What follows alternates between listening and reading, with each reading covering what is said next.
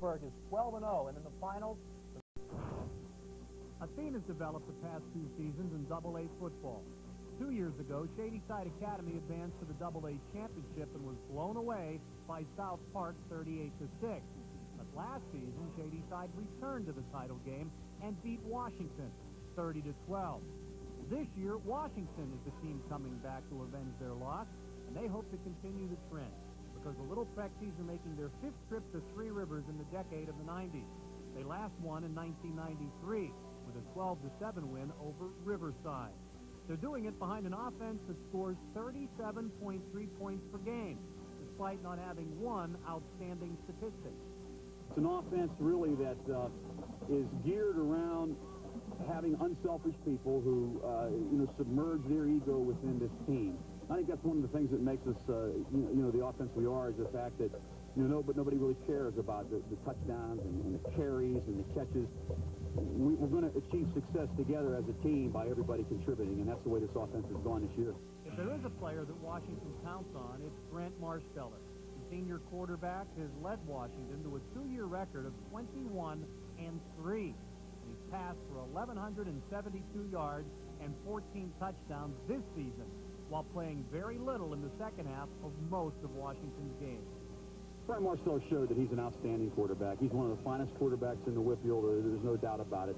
Early in the year, we ran the football quite a bit, and when the score would get out of hand, we really didn't throw the ball. We probably only threw the ball 6 or 7 times in the first 6 or 7 football games. And, he didn't have the stats he had last year, but he sure rung up some stats the last 2 weeks. He's a unique kid because not only does he play quarterback, but when we go on the other side of the football, he gets down in the three-point stance, and for the last 3 years has played defensive end.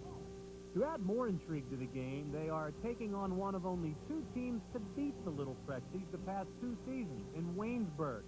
After going undefeated for 8 weeks, the Raiders knocked off Washington in the last week of the regular season. 2 straight years. This game was something that everybody was looking forward to. We've been looking forward to it. We hoped it would happen. They're an outstanding team.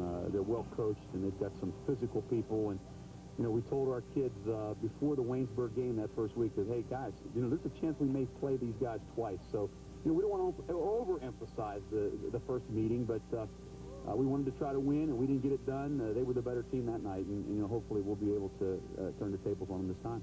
Waynesburg is taking a trip to uncharted territory.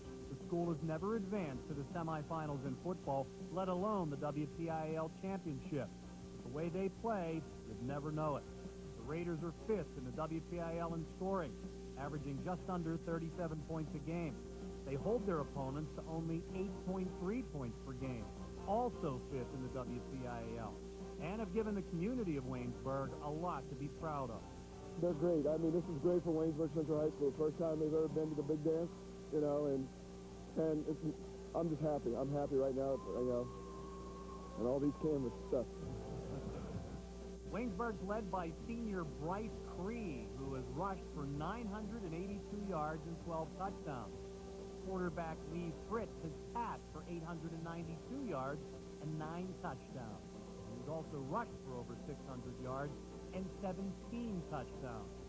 But the leader of the backfield is junior running back Lanfer Simpson, a 6'1", 230-pound bruiser who has rushed for over 1,300 yards and 17 touchdowns. Simpson is also one of the leading tacklers on the defense. Winning the WPIAL trophy is the ultimate goal for the Raiders, but there is also another trophy that the wrecking crew is looking for. Tomahawk. This is the arrow this week.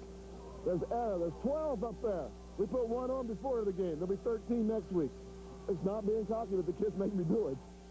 They need not look for any further inspiration than to their leader, Russ Moore, who has a 38-16 record in his 5 years as head coach. How often do you hear a pep talk to a football team come in the form of a poem? And there's some tears. From me to you, the wrecking crew. I thank you one. I thank you all. Now we're going to the great big ball. It's time to work. It's time to get it done. You ain't know about it, baby. You're going to be #1. Gus Moore, he's quite a character out there at Waynesburg. Hey, whatever works. The kids respond to him, and that's all that matters. They certainly do. You know, he thinks about these poems during the game, comes up with them, makes them up off the top of the head. You look at the guy's head, you can tell he's a creative character. But, I mean, something that's very inspirational to the team and wants to lead them to their first WPIAL title. 5 times in the 90s, Guy Montalvo has had the Washington Little Prexies in the title game. He's done a terrific job there, went to Penn State, played for Joe Paterno, but they've had a lot of injury problems this year, and they're still not as healthy as they'd like to be going into a title. No, they're not. They suffered a few injuries. Larry Wingfield and Jason Ellis both had shoulder injuries. Played through them last week. Michael Sutton is one of dynamic playmaker. He had a broken fibula. It hurt him during the early season. He plays with an air cast. It hasn't really affected his play, if you can tell by last week's game, 2 long touchdown passes. But that's something where they have to play through a few of those injuries and really overcome them to beat Waynesburg. All right, Washington and Waynesburg are coming up next. Stan Savran will have the play-by-play. Steeler Nolan Harrison and Coach Sam LaFazzo along with the color. That's coming up next on Fox Sports Net right after this.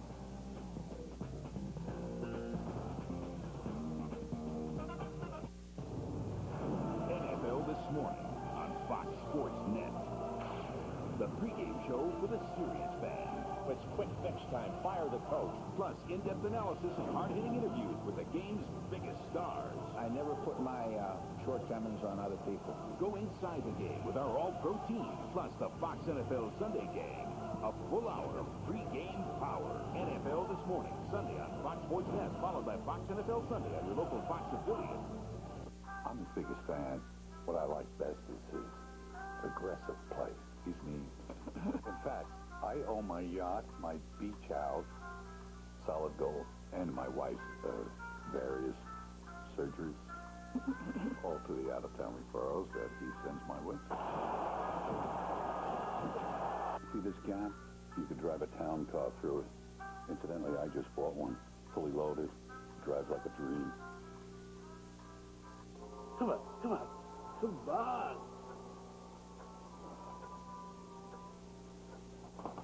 Held back by slow phone internet service? Moving this way.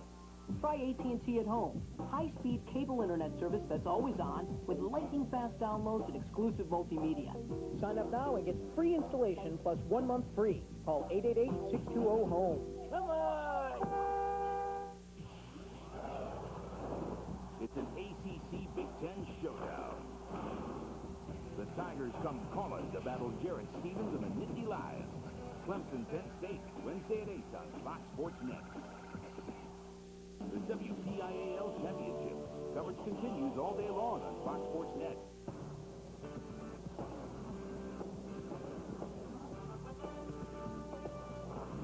This is Fox Sports Net.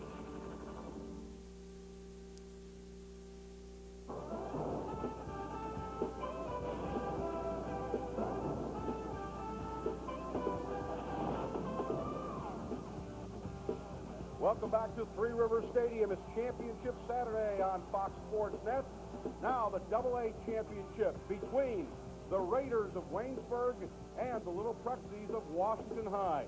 Welcome back to Three Rivers. I'm Stan Savran, along with Sam LaFazzo, who's in the nightcap of his doubleheader, and Nolan Harrison. Nolan, in case you get confused, would be the tallest of the three. And in case there's a problem there, Nolan Harrison of the Pittsburgh Steelers joins us for color commentary. First, let's talk about Wash High.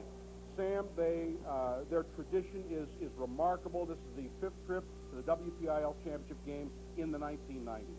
Yes, and Coach Monteclavio has done a very good job with that team. They're traditionally very good, and they've got an excellent quarterback in Brett Martell. There's no question about that. And remember, these two teams began playing each other in 1905, which is only 2 years before I was born.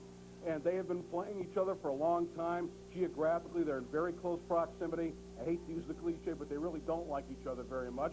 And Nolan, you've had an opportunity to watch this Waynesburg club, and there's a reason why they're undefeated. Yeah, the quarterback, Fritz, he's an outstanding athlete, and I consider him a game breaker. And you know, he has the ability to take this game in his own hands. Throwing the ball, running the ball with the option that they run, and also when he was returning punts, he's absolutely deadly. A couple of penalties negated some big games. It could have been 2 touchdowns last week. So I look for him to have a big game. If they can't contain him on Washington's side of the ball, it's going to be real hard for them to win the football game. Sam, Wash High is smaller. They use an awful lot of motion. Guy Montecalvo likes to run the double wing, all kinds of motion. But again, it all boils down to the guy handling the football, Brent Marsteller. Yes, he is 55. He's had 55 completions, 128 attempts for about 1,200 yards, and he just makes great decisions, and that's what I like about him. The two teams played each other during the regular season, the last game of the regular season, as a matter of fact. And Waynesburg, the undefeated team, won that ball game 25-7, although Wash High had several key offensive performers out in that football game. Waynesburg, this is, it's been a long time coming from them, Nolan. They have not played in the WPIAL championship game for 40 years. 1959 is the last time. We talk about their running backs are very strong, very tough up front, but as you mentioned earlier, Fritz is the key guy. He is the key guy, and you know, his decision-making and his leadership on the football field is going to be key. Everything works off of him, so if he's clicking in all cylinders, he's going to have an outstanding football game. As he's showing right here, he can take the ball and do whatever he wants to, basically, with it. So it's going to be a real task for the Washington defense to stop him and make sure that he is not the one that's going to hurt him, make everybody else make plays instead of him. Well, as is the case in 3 of the 4 games today, these teams are from the same conference. As I mentioned, they played each other in the regular season. Waynesburg got the best of that one, 25-7. Matter of fact, they are seeking to take 3 in a row from Wash High, something that hasn't happened to the Little Prexies in 12 years. When we come back, the kickoff to the AA championship game on Championship Saturday here on Fox Sports Net.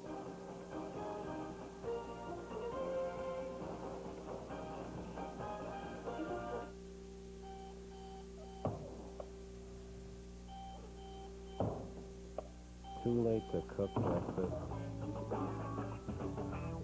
Come on, come on, come on. Held back by slow phone internet service?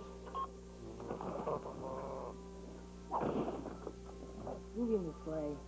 Try AT&T at home. High-speed cable internet service that's always on with lightning-fast downloads and exclusive multimedia. Sign up now and get free installation plus 1 month free. Call 888-620-HOME. Come on! What's the value of $1? Every region has a financial foundation on which careers and aspirations are built. Since 1855, Dollar Bank has invested billions of dollars in millions of lives and thousands of businesses in Western Pennsylvania. And by remaining independent, we'll continue for many lives and businesses to come. That's the value of $1. If you want to get a better read on Pittsburgh, get it from the writers of the Pittsburgh Tribune-Review. Movies were there. I mean, it was just what I always wanted to do. I'm a social butterfly, a born party girl, overstimulated, over-entertained, and still having the most fun I've ever had with my earrings on. I called my column originally The Art Enthusiast, and that's really what you should know about me. Call 1-800-909-TRIB to start home delivery of the Pittsburgh Tribune-Review.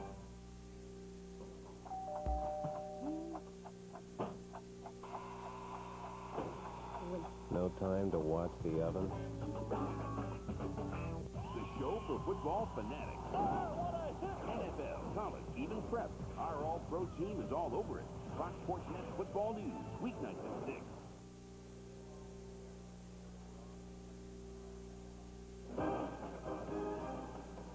The WPIAL Football Championship on Fox Sports Net are brought to you by AT&T At-Home High-Speed Cable Internet Service. Call 1-888-620-HOME for details. By the Pittsburgh Tribune-Review. Get a better read on high school sports in the Pittsburgh Tribune-Review. By Dollar Bank, creating a currency of growth and opportunity since 1855. By UPMC Health Systems. Choose your health care as if your life depended on it. By Supercuts, as hip as you want to be. And by the Warner Brothers movie, Any Given Sunday. Stan Savin, along with Sam LaFazzo and Nolan Harrison. Teams now coming onto the field. Waynesburg will be dressed in the visiting white jerseys, and Wash High in the light blue. Nolan, did you ever play in a high school championship game, and what would it have been like for you growing up in Chicago to play at Soldier Field where the Bears play? And got to put yourself in these kids' position playing where the Steelers play. I tell you what, I've never been in that situation, but, you know, that was something we were always striving to get to, and it would have been an incredible feeling to play in Soldier Field. So the emotions have got to be running high for these kids. So this is the pinnacle, and not only are they in the championship game, but they're playing in a place that they all dream that they're going to be playing in their futures. And it's just got to be a great thing, especially for the parents. You know, the pride that the parents have got to be feeling watching their kids play here. All right, let's go down to the field and listen to the toss of the coin. When I throw it in the air, I'll catch it. If I drop it, we'll do it again. What are you going to call? It calls tails. It is a head. You won the toss. You defer? Okay. You want the football? Okay, which way you want to kick? Okay, put your back. Well, Waynesburg won the toss of the coin. They have deferred till the second half.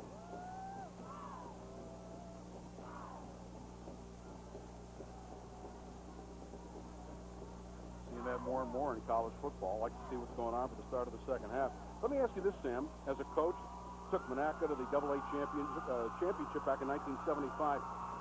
Does a coach really have to work hard to keep the kids' emotions down? You want them fired up, but playing, you know, before a crowd like this, they're not used to it. Is it difficult to get 17 and 18-year-old kids to kind of calm down and concentrate on the game? Sure is. You have to really keep them moving and keep them thinking and focused on what we're trying to accomplish during the game, because their natural instincts are they want to celebrate, and their minds are racing all over the place.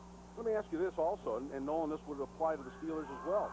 These two teams play each other every year during the regular season. Is it easier to game plan for a team that you've already seen? And indeed, they just played them about 3 weeks ago. Yes. I would say, Billy asked me the same thing last week. I think it was different between Monaca and Southside Beaver, because they played the first game and then they're playing here. Where Washington and Waynesburg, they just played 3 weeks ago. I think it's a little bit easier then, because you have all of the different preparations and scouting reports leading up to that time.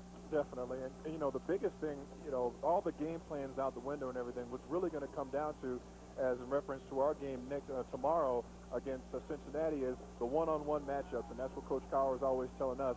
You know, when you know a team and you're used to playing against a team every year, the one-on-one matchups become key.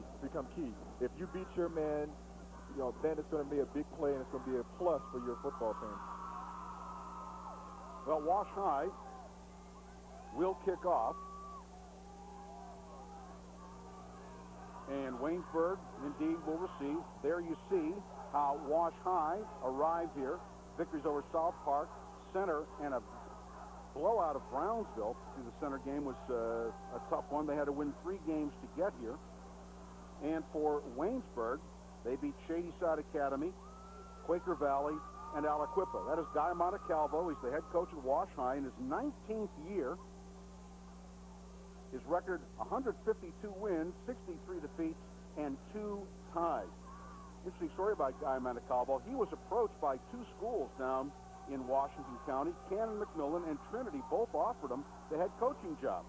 And after he deliberated, he decided, well, I think I'm going to stay where I'm at. And here he is with his 5th trip to the WPIAL championships in the 1990s. Wash High to kick off. Excellent kick coming to Cree at the 1-yard line. This is Bryce Cree. Blocker ahead. He is hit and stopped at the 16-yard line. Outstanding special teams coverage. Coming in to make the tackle was Chet Henderson, who's also the middle linebacker. We'll now see Waynesburg on offense. Lee Fritz is the quarterback. Lanford Simpson, the big fullback, number 31, and Cree, who returned the kickoff, is the tailback. Waynesburg does not pass the ball very often. They only average about 8 passes per game, but that tells you about their running game. This is Lanford Simpson. He is going to lose a yard back inside the 15 to the 14-yard line. Fritz is the quarterback, had a bad handoff there, and you'll notice that it hit the leg of the wingback coming in, and then he landed right back on the ball. Lee Fritz gets the recovery. It's a loss of, we'll call it a yard, 2nd down and 11.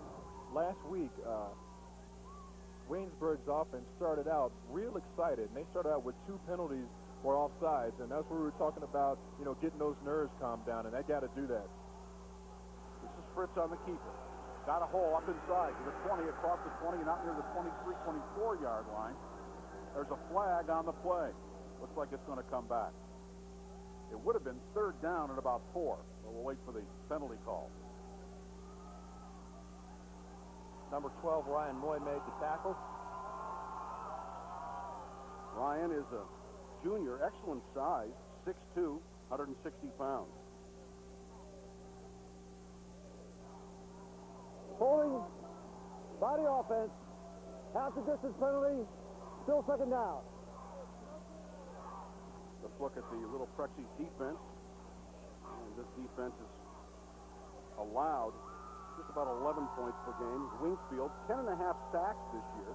Chet Henderson, the middle linebacker. Ward, an outside linebacker. And there's your secondary, Mike Sutton, with 5 interceptions on the season. Second down and 20 from the 7. Fritz on the keeper. He's dead at the line of scrimmage and stopped for no gain. The fake inside to land for Simpson, the fullback. He kept it himself. No gain. It'll be third down and 20. And Chet Henderson, the inside linebacker, he is a junior at 6 feet, 240 pounds, makes the stop. Third down and forever. They are playing much, much better, as in Washington, playing much, much better run defense. And the first 6 drives of last week's game, they showed an inability to stop the run. They're doing a much better job starting out in this game. Fritz has completed 45% of his passes, 9 touchdowns, but he's also thrown 7 interceptions. We'll see if they play it safe here. Third down and 20. Gonna throw over the middle, and it is almost intercepted. Once again, it was Chet Henderson who got his hands on the football. Would have given Washington excellent field position. Nonetheless, they're going to get pretty good field position as it is. Stan, what I've seen right here with Washington is that Nolan has just mentioned that they're playing almost 9 people in the block. They're saying, go ahead and throw the football. We're stopping the run here.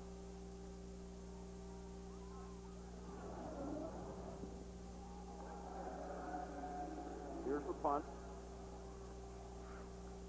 Receiver will stay away from it.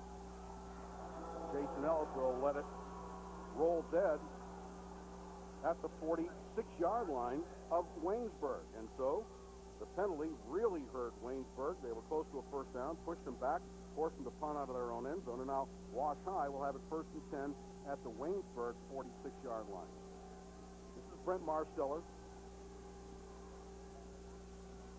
Excellent field position here. Wash High uses a double wing. You see Vontae Johnson and Ellis are the wing back. Now Sutton, number 32, goes wide to the far side. Here's the keeper by Marsteller. Looking for a block that never came. Give him a couple to the 44-yard line. Excellent run defense by Waynesburg. Jeremy Gaiman, the outside linebacker, number 6, made the tackle. Here's the Wash High Little Prexy offensive line. It's a good one. That's an offensive line, though, that was manhandled for most of the game by Aliquippa last week. They've got to do a better job of getting themselves going, especially with this good field position. They can't do what they did last week and be stopped 6 times, 3 and out. Sutton, number 32, is their key big play guy. He's a wide receiver.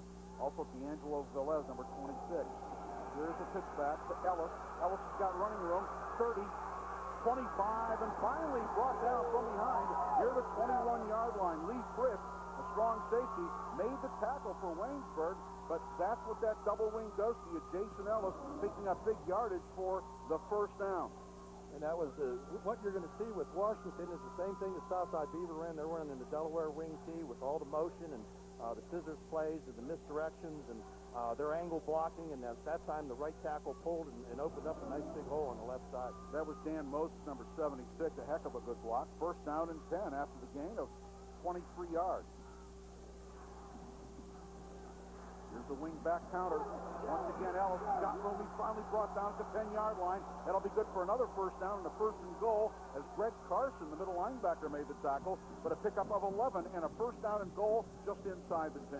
Waynesburg's defense has got to calm down, and they've got to make the sure tackles right there. It was a busted tackle, and that gave him an extra 5 yards on that carry. And 22 did an awesome job last week. I felt he should have been the starter in the very beginning of the game because number 24 did not do the kind of job that he did. So now I'm glad to see him in there and being productive. And it shows that the coaching staff was aware of who was going to be productive in the game. Ellison motions. He's following Wingfield. Makes the cut inside of the 7 and down to the 6-yard line. Gain of 3. It'll be 2nd down and 7. 2nd down and goal. Let's take a look at that Waynesburg defense. That's Jason Ellis you're looking at. He's their leading rusher. Came in with 943 yards on the season and 7.7 yards per carry. That'll get you some first downs. I'll say that's excellent offense right there. Waynesburg plays the 4-3. 4 deep.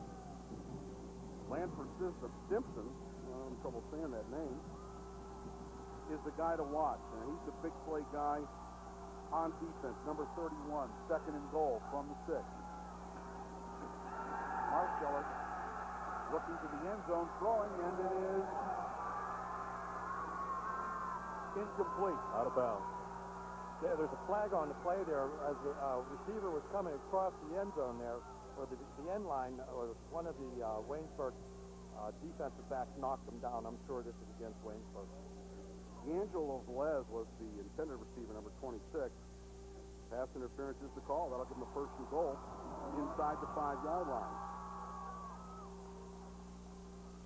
I think Washington right now has Waynesburg rattled. They're in a position right now where they're starting to do uncharacteristic things. They're not playing as sound as they were last week. They've really got to settle down. Now, I think it's going to be the job of their captain to get them settled down on defense and play soundly. All the shifts in motion, you can't allow that to affect your play and affect what you're doing. I'm not so sure that wasn't a touchdown. It was a touchdown. I thought it was also, but in the replay, you couldn't see where the receiver was knocked down way before the touchdown, where the pass was received. Yeah, I thought he got his 1 foot in bounds, but they called it incomplete. Anyway, it's 1st and goal from the 3-yard line. This is Marsteller. He's hit and he's going to be dropped for a loss back at the 6-yard line. Outstanding play by Jeremy Gaiman, the senior, 6'2", 205, number 6. And so now almost makes it a sure passing down on 2nd and goal from the 6-yard line. And that's already 2 tackles for Jeremy, so he's doing an outstanding job on that left side over there. I know, Nolan, you were impressed with Gaiman. I thought he was. I think he did a good job last week, both offensively and defensively. I think that with his size and his speed, it's going to be hard for Washington to get offside on him. I think as long as he plays sound, he's going to have a good game. 2nd and goal, the ball just inside the 7-yard line. Again, Sutton, number 32, is the leading receiver on this play. Keep your eye on him. This is Ellis on the pitchback. Dragged down from behind. That's just a yard gain. Again, good penetration by Waynesburg. Rashad Diggs, number 20, the defensive end, made the tackle. It is 3rd down and goal from the 6-yard line. And they're trying to go outside and pitching the ball, and what they're doing is ending up losing more yardage than what they're gaining. I think it'd be more effective if they go straight at them rather than to try to do the pitching backwards. Absolutely. I think Waynesburg got too much team speed to run these slow developing plays. If they hit those quick hitters up the middle, I think they have more success. Marsteller has thrown 6 touchdown passes in the last 2 playoff games.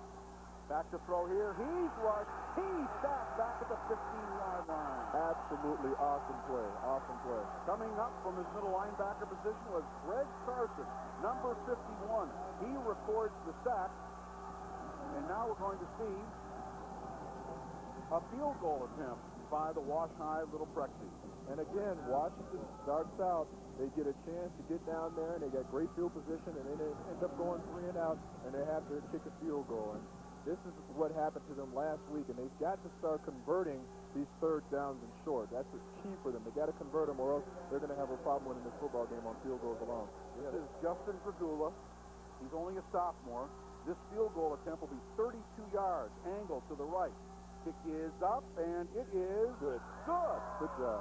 So, 32-yard field goal by Justin Dragula has put Washington High on top 3-0. They would have loved to have had the 6. They'll take the 3. We'll be back with the kickoff in just a moment. Yeah, hi. I got home last night and I found a statement for a visit to my gynecologist. My gynecologist? Yeah, I thought those visits were covered. I'm over my limit? What limit? Well, you know, if I'm eventually going to get to my gynecologist anyway, why do I need a referral? Doctors have known for years what care a woman needs. Shouldn't your insurance company know the same? UPMC Health Plan. The Super Cup is the I'm the proud grandpa. The I'm proud, but don't call me a grandma. The I'll always be cuter than you. The like father, like son. Whatever you call it, we can cut it. At a price that looks good too. Super Cut. As hip as you want to be. You're watching the AA WPIAL Championship game on Fox Sports Net, presented by AT&T at-home high-speed cable internet services. The 32-yard field goal by Gagula. Wash High leading 3-0. Waynesburg has won 22 of their last 23 ball games. Last team to beat them a couple years back, Brownsville, who lost in the semis. Wash High with the kickoff and hit hard. On the kickoff return is Craig Bland, one of the wide receivers. And making the tackle was Justin Brown, number 40. Crushing blow, and that's what you want out of your special teams. And that'll make the running back or the guy that's returning the ball, that'll make him think a little bit for making those jukes when the guys are coming that hard at him. 27-yard line, 1st and 10. Waynesburg hurt by penalty first time around. Here's the inside handoff to Lanford Simpson. The fullback, he gets 3 to the 30-yard line. Simpson is only a junior. He's 6'3", 235 pounds, and they say he probably is going to get bigger to around 6'5", 250. He's a great prospect. I mean, he's just absolutely a good-looking athlete. Wash High, a couple of strong runs into field goal position. They had 1st and goal at the 3, had to settle for the field goal. 2nd down and 7. Fritz with the handoff to Creed. On the counter play, Creed across the 35 and out near a 1st down at the 37, depends on the mark. He may be about a half-yard shy. Brent Marsteller made the tackle for Wash High, knowing that's one of the things you like. You got your quarterbacks playing defensive end. That's a great thing about high school football. That is a tough guy, and I was watching him last week, and he was making plays in the backfield and making tackles and also making the spectacular throws, and he was getting hammered in the first half last week. I definitely rate him as one of the toughest players on Washington's football team. You think we'll see Cordell line up at defensive end Sunday? Any chance of that? I don't think so, no. 3rd down on the foot, and this is Simpson. He's got the 1st down. He powers his way near the 40-yard line. That'll be good for a couple, and a 1st down. Waynesburg's offensive line, their key is to dominate. Now, I tell you what, Carson at center, you know, he's an outstanding linebacker for one, but for two, he's so quick off the ball at center. Reminds me a lot of the quickness of Germani, and he gets on those defenders real quick and opens that hole up. So, you know, Simpson's going to have a good game, and when you get an offense that gets people in 3rd and short with a big bruising back like Simpson, it's hard to stop him from converting those 3rd downs. Of course, Carson is the guy who was the middle linebacker and had the big sack on Marsteller in the previous series. 1st and 10. Rich in trouble, in bigger trouble. Sacked all the way back at the 20-yard line, a loss of 20 yards. Steve Ward, number 52, a senior, led the charge. There were 2 Prexies back there. It's going to be 2nd down and 30. I'll tell you what, Washington came in with the idea that they're going to put 9 people in the box, and they're going to put some pressure on, and if you can throw it, God bless you. Right there, I just think you have to get rid of the football. You can't take that kind of a loss. And to me, that's uncharacteristic of Fritz's play. I think he's got to get rid of the football or maybe try to find the check down and make a better decision right there. Let's give credit to Tom Giles, number 79. He's only a sophomore, 6'2", 2 1/4. He led the charge. 2nd down and 30. Fritz firing sideline. Intercepted. The ball inside the 30-yard line by D'Angelo Velez. The senior corner makes the interception. It is his 1st of the year, and it gives Washington 1st down and 10 at the Waynesburg 28-yard line. Fritz, his 8th interception of the season. You this is, once again, excellent field position for Washington. And, you know, the first quarter to have that kind of field position and be in a position to put Waynesburg on their heels is just out of sight. Let me ask you this, Sam. Wash High, this is their 5th WPIAL championship game in this decade. Waynesburg has not played in this game since 1959. These kids, their parents weren't even born. You're right. How much extra pressure is there in a school that hasn't been here? You're absolutely right. It's a lot of pressure, and being here for the first time is added pressure. Marcello looking to take advantage. Shrugs off a tackler, throws incomplete. The receiver was open, but the pass was behind him. The pass intended for wingback Jason Ellis. Ryan Chapman. The initial pressure put on the quarterback by Brandon Doublehour, and he had a good game. He's a big guy. He also plays offensive tackle for Waynesburg, and he did a good job penetrating in there. They've got to do a job of blocking him because I noticed numerous times last week where he was penetrating and causing havoc in the backfield, and that's what you want from an interior lineman. Marsteller, his first pass of the ball game, had his man open. So keep that in mind. A guy amount of Cowboy will. 2nd down and 10 from the 28. Straight motion this time from Ellis. Gets wide to Wingfield, the fullback. He gets short yardage inside the 30 to the 26-yard line. A gain of 3. It'll be 3rd down and 7. And a reminder that coming up Tuesday on Sports Beat, our special interview with Jason Kendall. It's a 2-parter. Guy Junker was out in Los Angeles last weekend talking to Kendall about his rehabilitation, his ankle, how's he doing. And we've got a 2-parter for you beginning Tuesday night on Sports Beat, continuing Wednesday night on Sports Beat. Hope you'll join us for that. I'm interested in learning about his progress as well because his future certainly is key to the Pirates. 3rd down and 7. Marsteller straight drop. Rush avoids the rush, throws to the corner, incomplete. Pass intended on the far side for Michael Sutton, and you saw the respect that Waynesburg was showing Michael Sutton with double coverage. Bryce Cree, the nearest defensive back to him, although he was open. It is 4th down and 7, probably out of field goal range here. I would think so. I think they're going to go ahead and throw a pass or do something that's unusual, but I was talking or asking Nolan here. I'm really impressed with Marcello's ability to stay in the pocket, move up in the thing, not get panicked, and deliver the football. He's not exactly the fastest guy in the world, but he's got great pocket presence, and he does what you want your quarterbacks to do. Move left and right just enough to get that ball off. 4th down and 7. Marsteller, quick drop over the middle, and it is incomplete. Once again, the receiver was open. The pass intended for Ellis, but it goes incomplete, and so the interception by D'Angelo Velez goes for naught, and Waynesburg will take over 1st and 10 from their own 26-yard line. That's 2 times in a row, 2 big stars for Waynesburg make a play. The last play before that, it was number 31, Lamper Simpson, getting great pressure on the quarterback. This time, it was Greg Carson from behind getting pressure, breathing down the quarterback's neck, both times forcing bad tosses. You see Guy Manicalvo. He has been around the block.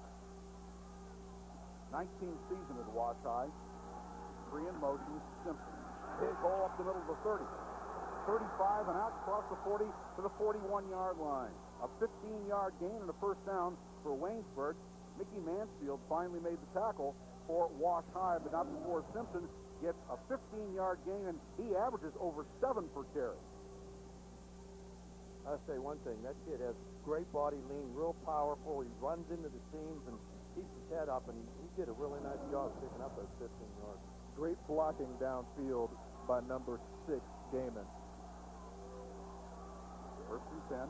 Waynesburg, their 2nd 1st down of the ball game. There's a counter handoff. Screen going nowhere for half the line of scrimmage. Call it no gain. 2nd and 10.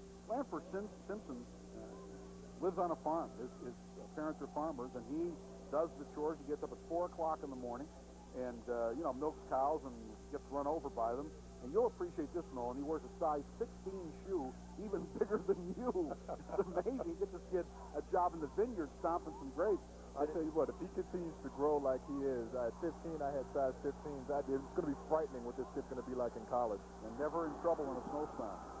Fritz got the corner wide open, 45, 50. Needs one block. He stops to the 40, to the 35, and he's finally down at the Wash High 31-yard line.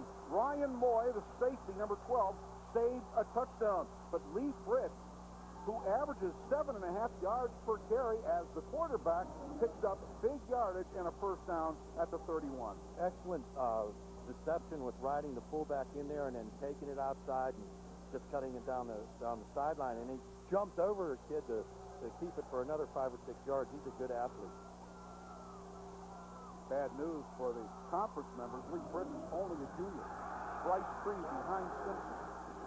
He stopped for no gain at the 31-yard line. Outstanding defensive play by Jason Ellis, number 22. It'll be second down and 10. He's got 25 seconds to play in the first quarter. Wash High leading 3-0. Right there, I think Cree has got to follow his blocker. He had a good block that time by Lanford Simpson. If he'd have picked up speed, he'd have hit that corner, and I think he would have definitely gained at least 5 or 6 yards on that play. Simpson just body crushed that kid. I mean, he knocked him right. He pancaked him. 5 seconds remaining. Have to hurry to get this off for the quarter. They do. Simpson bulldozed his way for about 4 yards to the 27. A tackle made by Ryan Moore, the junior safety, and that will be the end of the first quarter of play. You're watching the WPIAL AA Championship game. The score at the end of 1 quarter of play. Washington 3, Waynesburg nothing. Back with the second quarter right after this.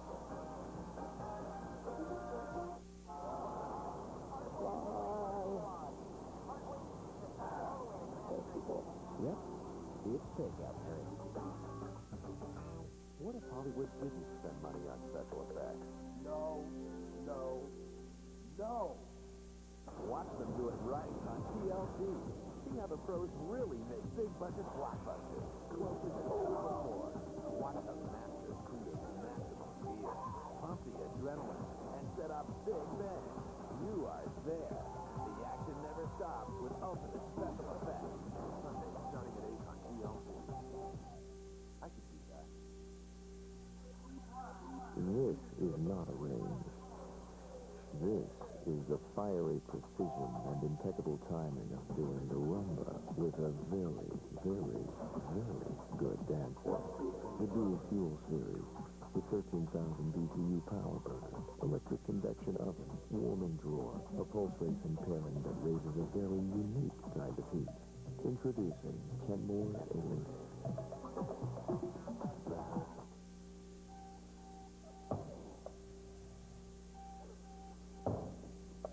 Too late to cook breakfast. The WPIAL Championship coverage continues all day long on Fox Sports Net. I'm his biggest fan. What I like best is his aggressive play. He's mean. In fact, I owe my yacht, my beach house, solid gold, and my wife's various surgeries, all to the out-of-family furrows that he sends my way. See this gas? You could drive a town car through it. Incidentally, I just bought one, fully loaded. Drives like a dream. The bull riding beauty. Sunday at 9 on Fox Sports Net. I hated TV timeout. First game, he found a lucky penny, heads up, put it in his right shoe. After the season, his dog eats it. He waits for the dog to pass the penny so he gets his back. Now, I understand that you have a dog by the name of Precious, and I know you carry a lot of money. Hopefully, you don't leave your loose change around the house. I wish that dog would swallow that loose change. Didn't get her through a metal detector at the airport. Cree is stopped for a couple in 4-down territory. It'll be 4th down and 5 yards to go for Waynesburg. Russ Moore, interesting story. You take that hat off, he's got 12 tomahawk tattoos on his head. One for each Waynesburg victory. This is Fritz. Roll back, throwing deep into the end zone. Incomplete. The pass intended for Bland. Incomplete coverage by both Ryan Moy and D'Angelo Velez. And so Washington will take over on downs. Things pretty even in the first half. Really, the only difference is the field goal. And I think that Washington is going to be, they didn't take advantage in the first quarter of the fact that they had the ball inside Waynesburg territory here and only came away with 3 points. I think it's going to end up telling the tale a little bit later on. You have to take advantage of turnovers and great field position when you're on offense. Inside handoff, and big running room for Vontae Johnson. He gets it outside the 40 to the 42-yard line. Cree made the tackle. Something that Wash High is doing, they hadn't shown before, is putting both of their biggest offensive linemen on one side. Dan Moses and Chet Henderson, the biggest guys they have, they're running an unbalanced line and because they don't have the kind of size to deal with Waynesburg. And that could be the difference right here. Absolutely, and if Waynesburg does not adjust to that, they're going to continue to test them, and until they stop them, they're going to continue to get a big dose of that running game that way. Actually, Wash High lost its number one running back, Justin Martinchik, with a broken collarbone, although he may suit up today. This is Jason Ellis. Makes a good cut inside. There wasn't much there, but he managed to pick up 5 pretty much on his own. Tim Clevenger, senior defensive tackle, number 72, made the stop for the Raiders, but Ellis picked up a solid 5 yards to make it 2nd down and 5. And it seems like when Washington goes right at them from tackle to tackle, they're moving the ball effectively, and then all of a sudden, and they get out of sync, and then they want to go wide on them, and they can't do it. They can't do it. You got to stick with the game plan that's working. I've always believed as an offense, you do continue to do things that are working well for you, and then when they stop it, then you try something else. Whistle moving on the line of scrimmage. You have to force the defense to adjust to what you're doing. And especially when you look at the high school game, I consider the same thing as in the pro game. You know, when we adjust to an offense, they automatically switch up to something else, a good offensive team. If they don't, then we'll continue to stop them. They won't gain anything at all. Illegal motion. That'll move it back 5 and take away what else gained and make it 2nd down and 10. Just underway in the second quarter. 10:26 to play in the first half. In case you're kind of new to the high school game or only watch the championship, they play 12-minute quarters here in high school football. So we're just underway in the second. Wash High leading 3-0. Marsteller still looking for his first completed pass of the day. Again, they don't throw much.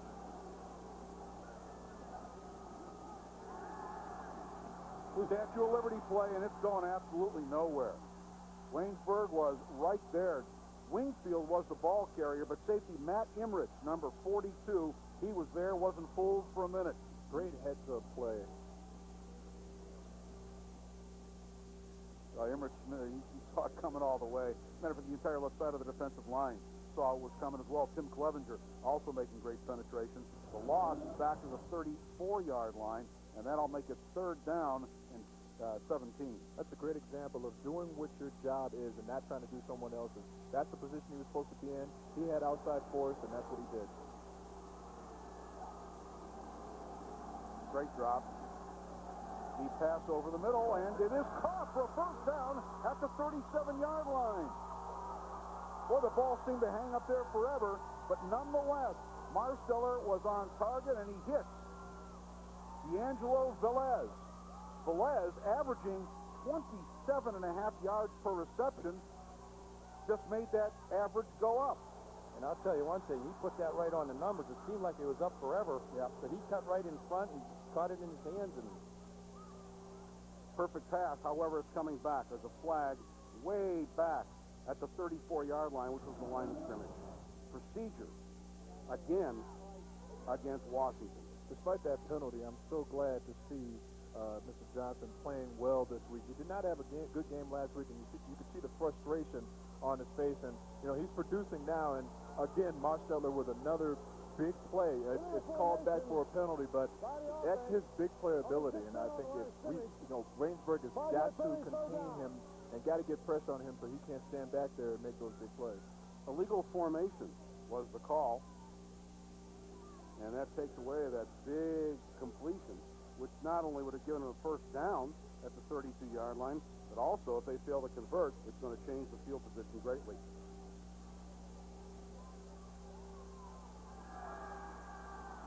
Waynesburg has only allowed 9 points per game. Every point is critical. Marsteller looking deep down the sideline for Sutton, but that's going to be way out of bounds. Never a chance on that one. And Let's look back to that illegal formation penalty. That changed everything, and see what happens here after the exchange. That's a momentum breaker right there. They had the ball on about the 30, but now they're going to have to be forced to punt here. Those are mental mistakes that you can't make. You know, it just deflates the team. You make a great pass and a great catch, and the sidelines get all excited, and then boom, it just deflates when you realize that someone else has caused you to lose yardage.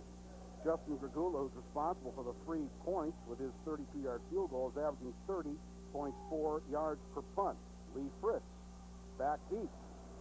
Here's the kid. Watch out for Lee Fritz. He's a big playmaker if he gets good blocking downfield, but this is not going to allow him to do that. Good roll for Waynesburg, and Wash High will take over at its own 35-yard line. 8:51 to play in the first half. Wash High 3, Waynesburg nothing. Come on, come on, come on.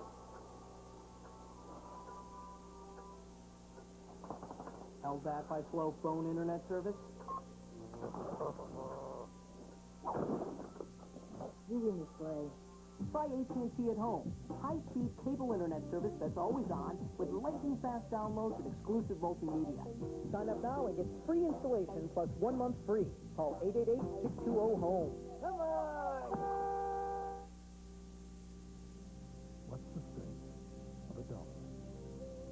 Money is economic energy. When distributed, it has the power to fuel all manner of enterprise. Since 1855, Dollar Bank has invested billions of dollars in millions of lives and thousands of businesses in western Pennsylvania, creating a currency of growth and opportunity.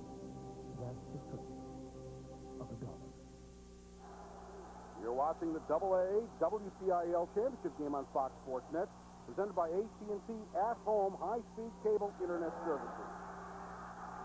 And the fake pitch and the handoff inside to Simpson, and he gets big yardage to the 50 down to the 48-yard line. Well, Corey Ford was called the truck in the first game, and this guy must be the semi because he is really powerful.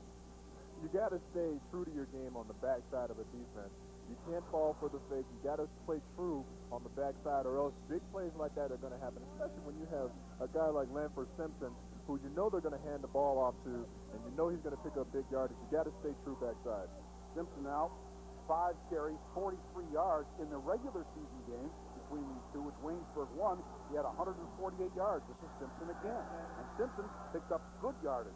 5 to the 43-yard line, where it'll be 2nd down and 5 for the Raiders. Same thing backside, you know, and like I said before, if something's working for an offense, you continue to run it until they prove they can stop it. They ran the same play, just a reverse formation.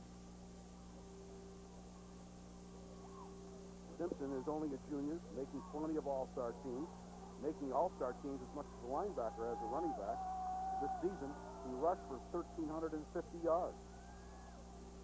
That's 3 in motion to the far side.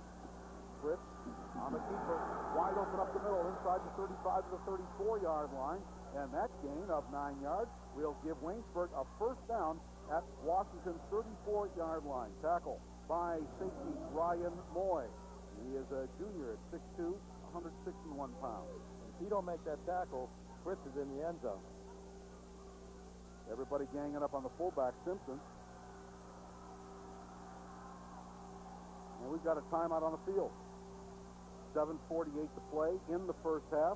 That is Russ Moore, and that is Guy Manicalvo, head coach for Washington.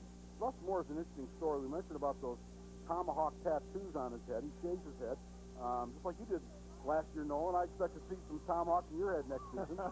But the kids like it, and he puts a new one on for every victory. He's got 12 on there, and he says there's plenty of room for number 13. But he definitely has plenty of room, and he was just excited as his kids are for coming into Three Rivers and playing in the big house. And you know, I was watching him after the game, and it's great to see a coach that's that into the game and that, you know, and sharing and enjoying being with his kids, and you know, doing little things like that. I tell you, is key for installing leadership and people wanting to follow you. He's in his 5th year, and a record of 38-16 has really turned this program around. 2nd and 5 from the 34-yard line. Free again in short motion. This is Fritz on the keeper. Gets outside to the 30, and inside the 30, near the 25. 7-yard line. It'll be 3rd down and a yard. A reminder, this Sunday morning and every Sunday morning at 11 o'clock, it's NFL This Morning on Fox Sports Net. Jackie Slater and Marv Levy and Chris Spielman and all the gang get you ready for the NFL action. That's tomorrow morning at 11 and every Sunday morning on Fox Sports Net Pittsburgh. One of my key matchups for this game was Washington's defense. Their front seven has got to stop Fritz, Simpson, and Kreese. And as you see, they're hurting them now. Simpson's got the 1st down and then some. Still on his feet, driving his way through the 22-yard line. The pickup is 5 yards and a 1st down. So Waynesburg, after some very jittery early moments in the game, Sam, appear to have calmed down. Nothing calms you down than having success on the ground. Absolutely, and they're just chunking it out, and with Simpson right there, and then Fritz falling right behind them, and they're just taking turns. And Washington's defense is just totally baffling me because they just got everybody in the box. Here's Kreese, got a hole inside the 20 and down to the 16-yard line. Gain of about 6 to make it 2nd down and 4. Don't be fooled by this Waynesburg offense, although it's primarily a ground offense. They average 37 points a game this year, so they can move, and they do have a big, strong offensive line. I know Washington was concerned about the size disadvantage their defensive line against Waynesburg's offensive line. You know, the coach said last week that they weren't intending on passing the ball as much as they did last game against Brownsville, so I really think that it's huge for them to be able to run the football against a team that has been shown not to be able to stop the run. Here's Simpson. He's a road. Tough to bring down. He gets to the 14, which will bring up a 3rd down and 2. First man on the tackle was Mickey Mansfield. He's a senior, number 87. 3rd down and 2 for Waynesburg, trailing 3-0. The clock running, 5:50 to play in the 1st half. It's unbelievable that with almost going through the 2nd period, and we only have 3 points scored with these 2 high-powered offenses. I'd have never thought that was going to happen in this game. Waynesburg 1 for 3 on 3rd down conversions. But Washington High, in 12 games, has only given up 53 points in the 1st half of those games. So they've been tough in the 1st half. Here's Simpson driving his way inside the 10 and down near the 5-yard line for a 1st and goal. Just powering his way behind the center. Greg Carson, also the right guard, Brandon Doppelhoyer, and tackle Tyler Everett, just blowing Washington off the line of scrimmage. Outstanding block by the fullback, and then downfield looking at Greg Carson, get that block on the linebacker or the safety coming up. And if you get blocking like that downfield, no matter what size of a back you have and no matter what skill, he's going to gain yards. Matt Imrich, number 42, was the lead back on the play. Tremendous block at the point of attack. 1st and goal, Waynesburg, deepest penetration. They trail 3-0. Simpson waltzes into the end zone. Nice fake by the quarterback, Fritz. Simpson waltzes into the end zone, and a heck of a good drive by Waynesburg, and they take the lead at 6-3. That was a really, really nice play right up the middle, and a great blocking. Waynesburg's offensive line is getting a tremendous start. I don't understand, as a defensive coach, why you leave the middle open against a team like this when you know the mean of their yardage is going to come down the middle. They're going to come right up the gut at you. You got to think that you got to have those guys bring those linebackers up a little bit closer, or put somebody over the center to make them go outside and get these backs going sideways. They're not going to be able to stop the run if they keep on letting these holes open like this. Adam right out with the extra point. There is Lansford's system. Simpson, he is only a junior. That is his 8th rushing touchdown of the season, and now Waynesburg has a 7-3 lead. Dan, I had Lansford for 176 carries, 1,352 yards, and 17 TDs. I missed the mark. I think I ran out of ink and just put 7 down. That sounds more like it. That's outstanding. That's outstanding. And it's scary, like you said earlier, that he's getting actually more attention as a linebacker than he is as a running back because he's just a bruiser. He's one of those Larry Zonka type guys. He's one of those Franco Harris type guys. One of those guys where you see him go up the middle and maybe you see John Madden making that boom, boom, boom, boom. That's the only sound effect that you hear. Now the scoring drive, impressive, 65 yards. 9 plays, ran off 3:55 off the clock. Simpson with a 5-yard, make it a 6-yard touchdown run. His 18th touchdown of the season. And now Waynesburg with the 7-3 lead.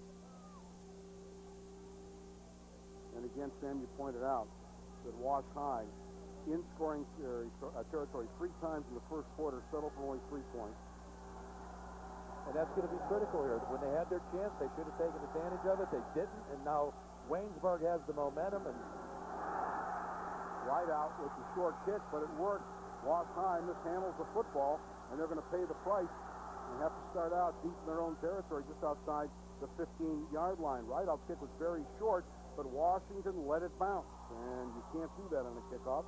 And so the Little Prexies now will have about 80-some yards to go for a touchdown, which would give him the lead. Let the ball bounce right between his legs, and great job of coverage by the Waynesburg coverage team.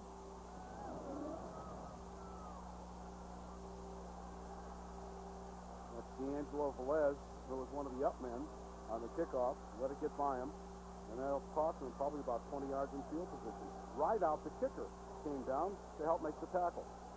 First and 10 from just outside the 15. Marsteller in the flat, pass is caught. Nice move by Sutton, who gets it to the 25, 26-yard line, close to a first down and out of bounds. Cree, playing at the corner, pushed him out of bounds, but a nice move may have given Wash High a first down. Michael Sutton is their stud, and they've got to find ways of getting him the football. In a big game like this, I would even try making the guy running back and putting him in the backfield. He's been the one that's been the most productive, and you got to find ways to get him the football somehow. You're absolutely right, Nolan. Sutton suffered a stress fracture in his leg this year and didn't start playing until the midway point of the season. They've had a lot of injuries on this club. Sutton got healthy about the midway point of the season, and he's been a big contributor. He had 2 touchdown catches last week. They are about 6 inches short. It'll be second down and very short yardage for Washington.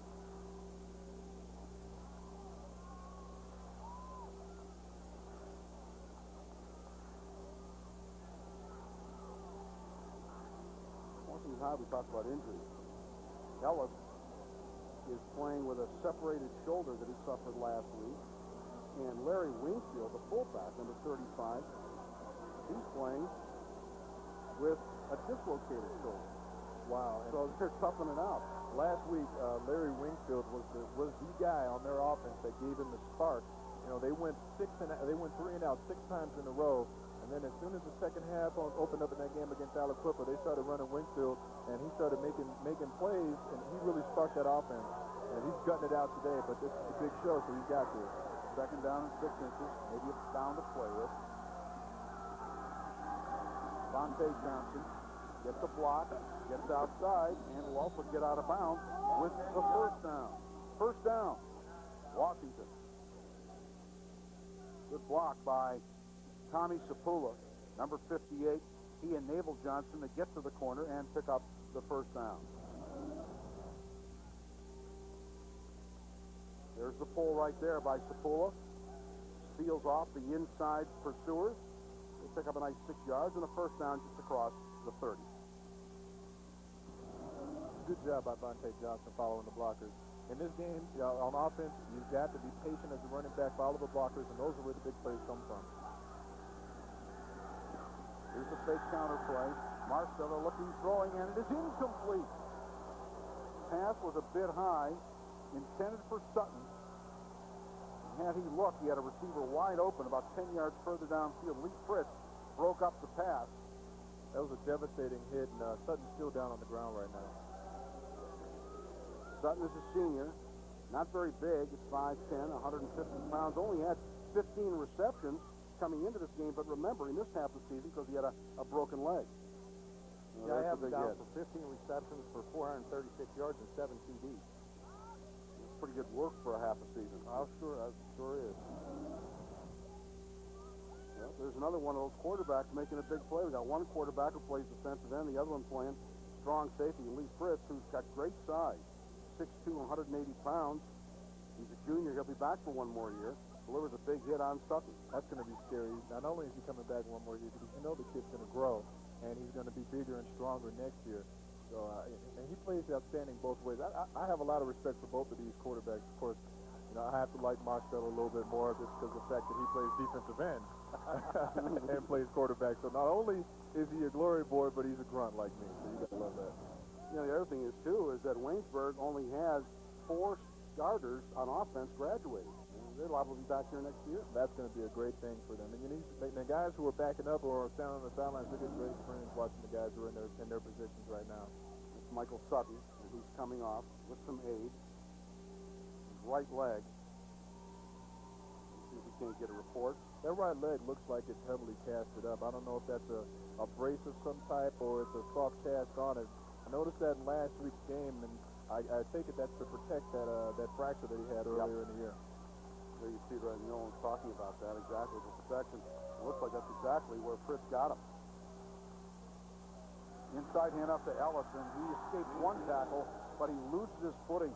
That was Lanford Simpson who just charged in, got the great penetration, and in essence stopped the play for no gain to bring up 3rd down and 10.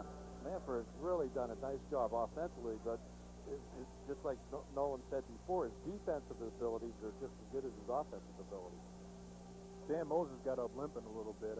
He had an outstanding game last week, and he was another guy that helped spark their victory. He recovered a fumble, and defensively he was one of the main guys in there trying to get things started for him along with Tom Giles. He is their biggest offensive lineman at 255 pounds.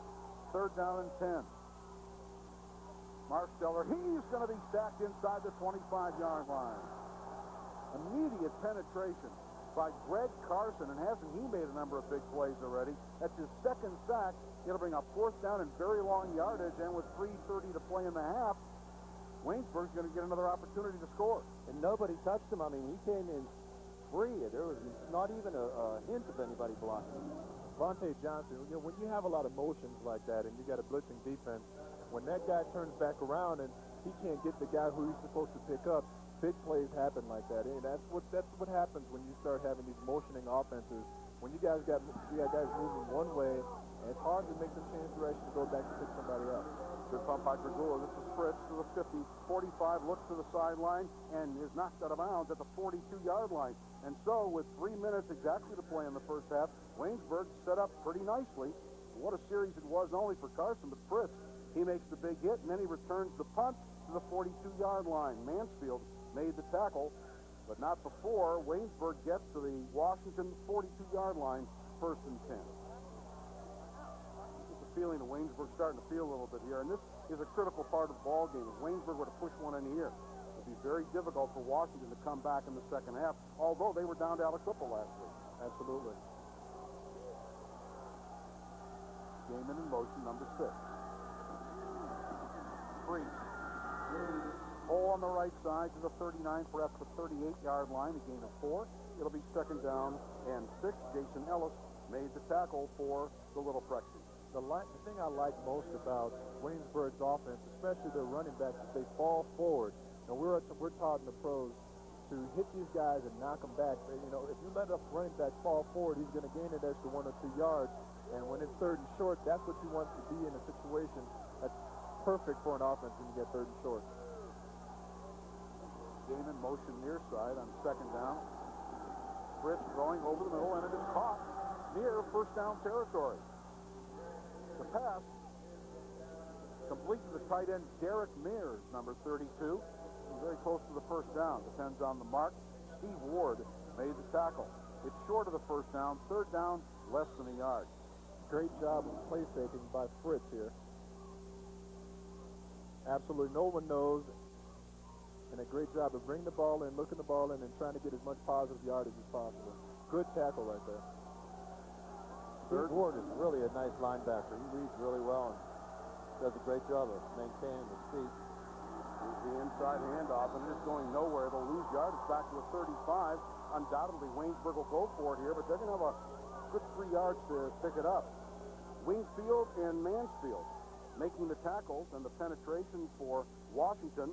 And now Waynesburg will call a timeout on 4th down and 3 to decide what it is they'd like to do. There's Larry Wingfield. And remember, He's playing with a partially dislocated shoulder.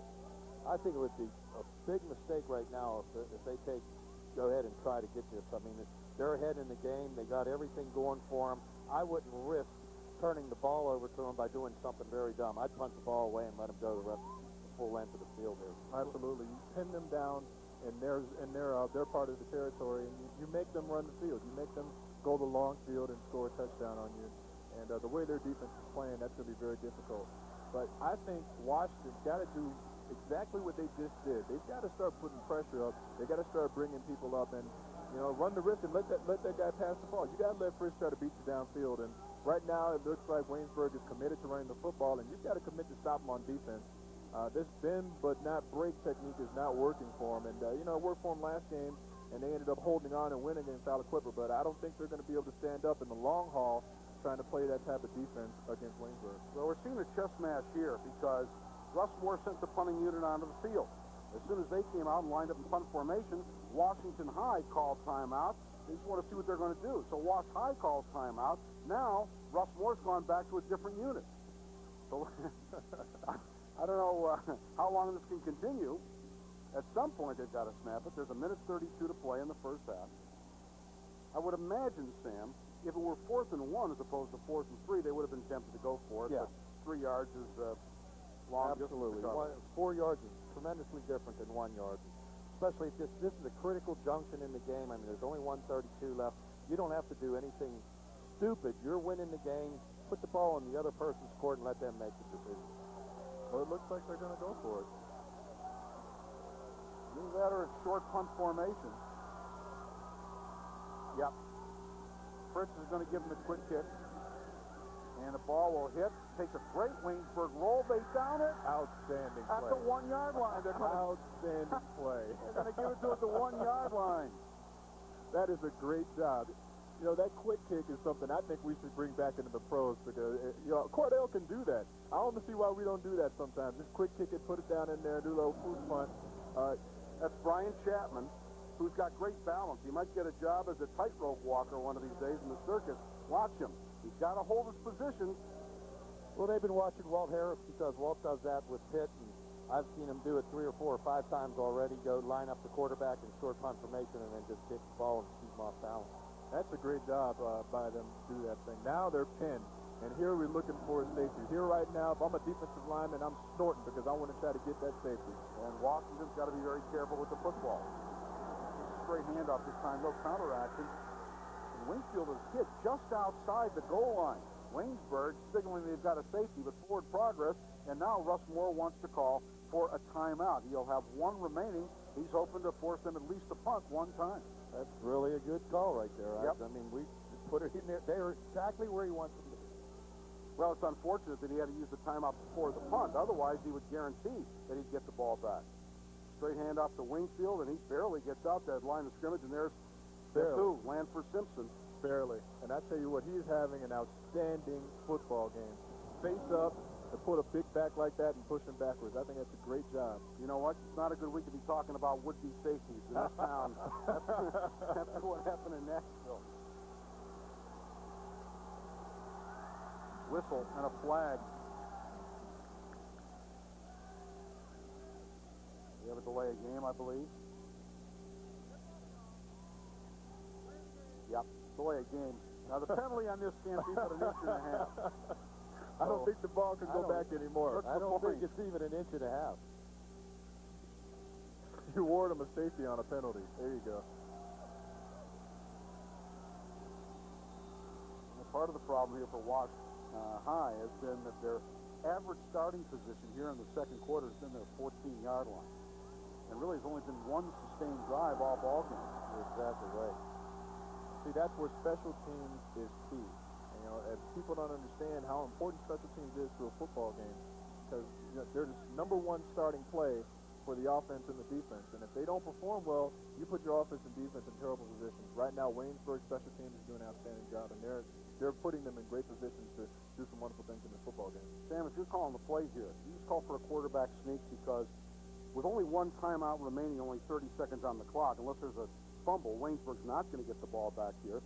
So would you not even want to risk a handoff? I wouldn't. I wouldn't even think about risking a handoff. I just want that offensive center just to give me a little bit of space. I just want to get out of there as quickly as I can. I don't want to make any mistakes. I don't want to turn the ball over. And as a defensive lineman, Nolan, you looking to strip the ball here? Absolutely. I'm looking to get as much penetration as possible and get my hands on that football. And, you know, the size of Waynesburg's defensive line is they're going to have a hard time moving them off the ball. They converted 3 or 4 of these last week. Washinton did against Aliquippa. Converted 4th downs in short like this. So this is going to be interesting to see which line is going to win, who's going to dominate. Now the inside players, Doppelhoyer and Clevenger, average 260. They're going to throw. Pass is incomplete. The pass is intended for Velez. It's actually not a bad play, although it could give possession back to Waynesburg and force them to punt. We'll see what happens on 3rd down and 10. That was a good job by Tim Clevenger to go up the middle, number 72. He actually ended up getting held, but the referee didn't see it. He did a good job getting pressure on the quarterback immediately and forcing that quick throw. Those officials never see defensive linemen getting held. They never see holding. I never understand that. They see if you guys didn't complain about it every single play, and try wolf every play, you might get one once in a while. Hey, we are not the biggest complainers. I tell you what, those quarterbacks, hey, ref, he's hitting me. Ref, he's breathing down my neck. Ref, he called my mother something. 3rd down and 10. Marcello's going to throw it. Pass is incomplete, off the hands of the receiver. Fritz was in the area. That's D'Angelo Velez, and Fritz was right there waiting for the interception, but the deflection forced it away. Now, Washington will be forced to punt. Well, 21 seconds to play. Coach Montecalvo has, I mean, that's a very, 2 times in a row, he had very risky decisions to throw the football, but if you don't complete them, now you really pin your punting team back in there. And you saved the timeout for your opponent. Exactly right. Well, Grzula will punt. He's got only 11 yards, barely 11 yards, with which to kick. Fritz is standing at his own 30. Almost blocked. High, but short. Look at Fritz to the 25, to the 20, to the 15. Now down at the 11-yard line, and with 11 seconds to play in the half, Waynesburg will have at least 1 shot of the end zone, maybe 2.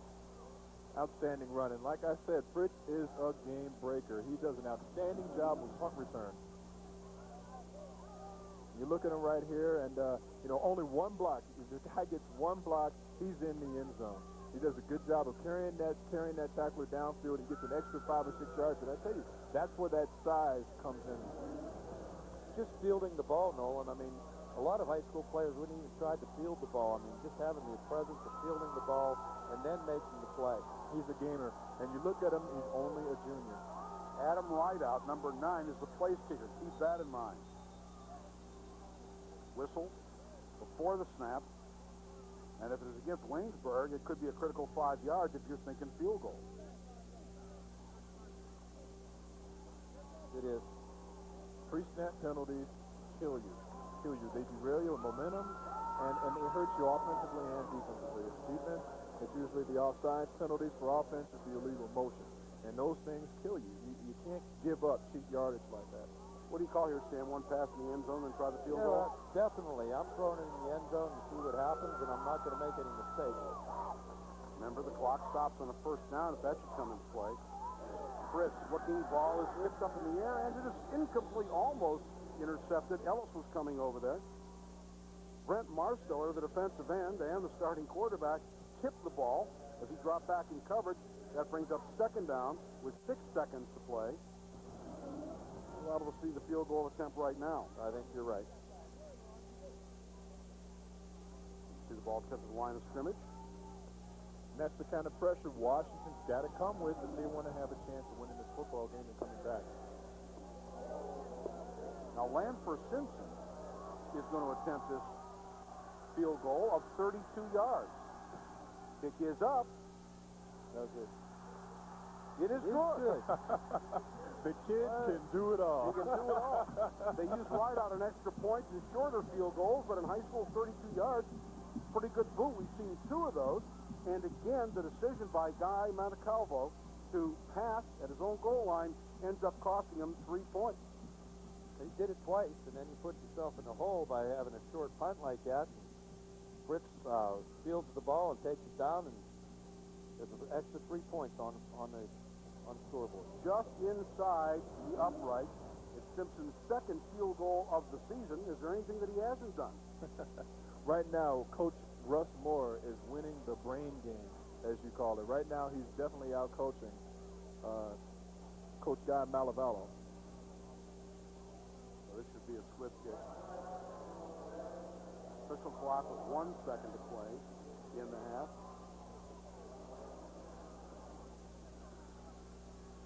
Remember, these two teams did meet during the regular season.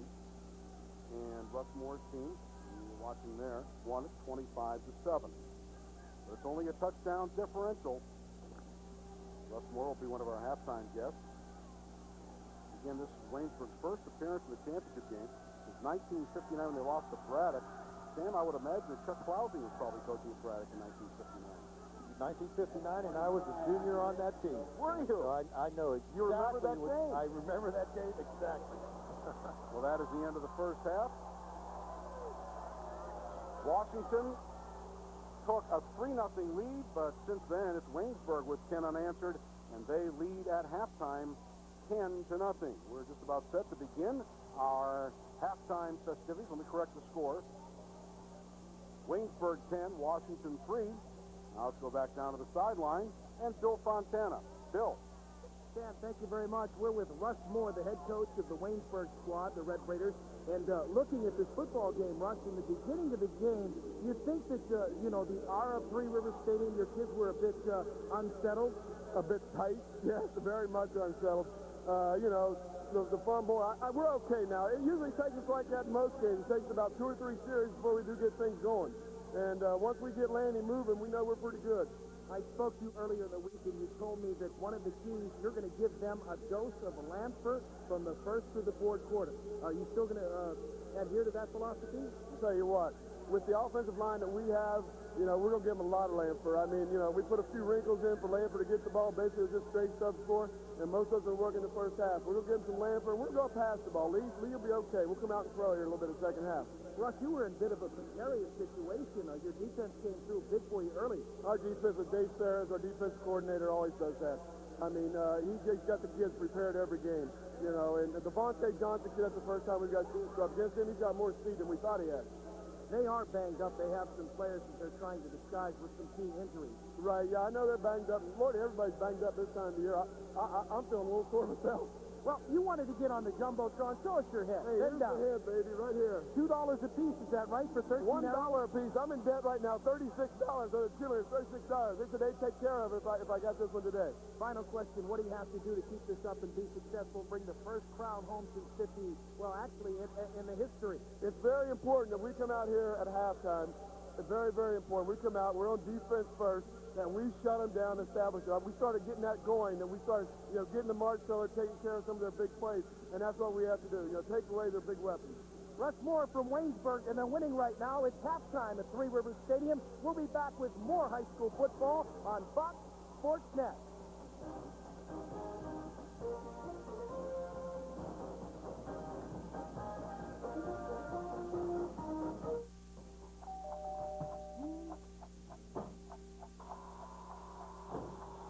No time to watch the oven?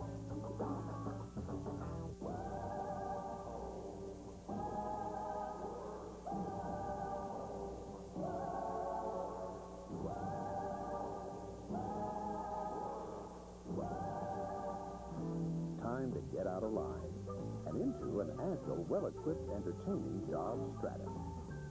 It takes your drive in a whole different direction. Now get 0.9 financing or a $1,250 cash allowance on Dodge Stratus. If you want to get a better read on Pittsburgh, get it from the writers of the Pittsburgh Tribune Review. Writing in Pittsburgh is great because this is a sports town. My writing is like the way Darius Kasparaitis plays hockey, hard-hitting.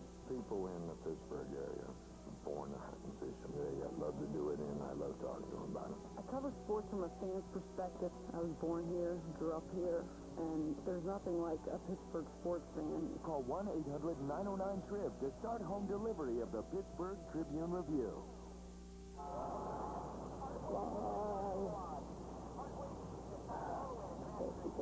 Yep. It's takeout time. NFL This Morning. Join Chris, Marv, Jackie, and Chris for a wild hour of pregame power. NFL This Morning, Sunday on Fox Sports Net. It's an ACC Big Ten showdown. The Tigers come calling to battle Jarrett Stevens and the Nittany Lions. Clemson, Penn State, Wednesday at 8 on Fox Sports Net. Kick off your weeknights with a show for football fanatics. NFL, college, even prep. Our all-pro team is all over it. Things are picking up. Fox Sports Net football news, weeknights at 6. Game time, baby. Game time. We're back at Three Rivers Stadium. It is halftime. It's Waynesburg enjoying a 10-3 lead over Washinton High School. This is the second of 4 games. Coming up next, we'll have Bell Vernon and West Allegheny. But the Red Raiders lead right now, and speaking of them, let's go down on the field and pick up the action of the Waynesburg Central Red Raider Marching Band.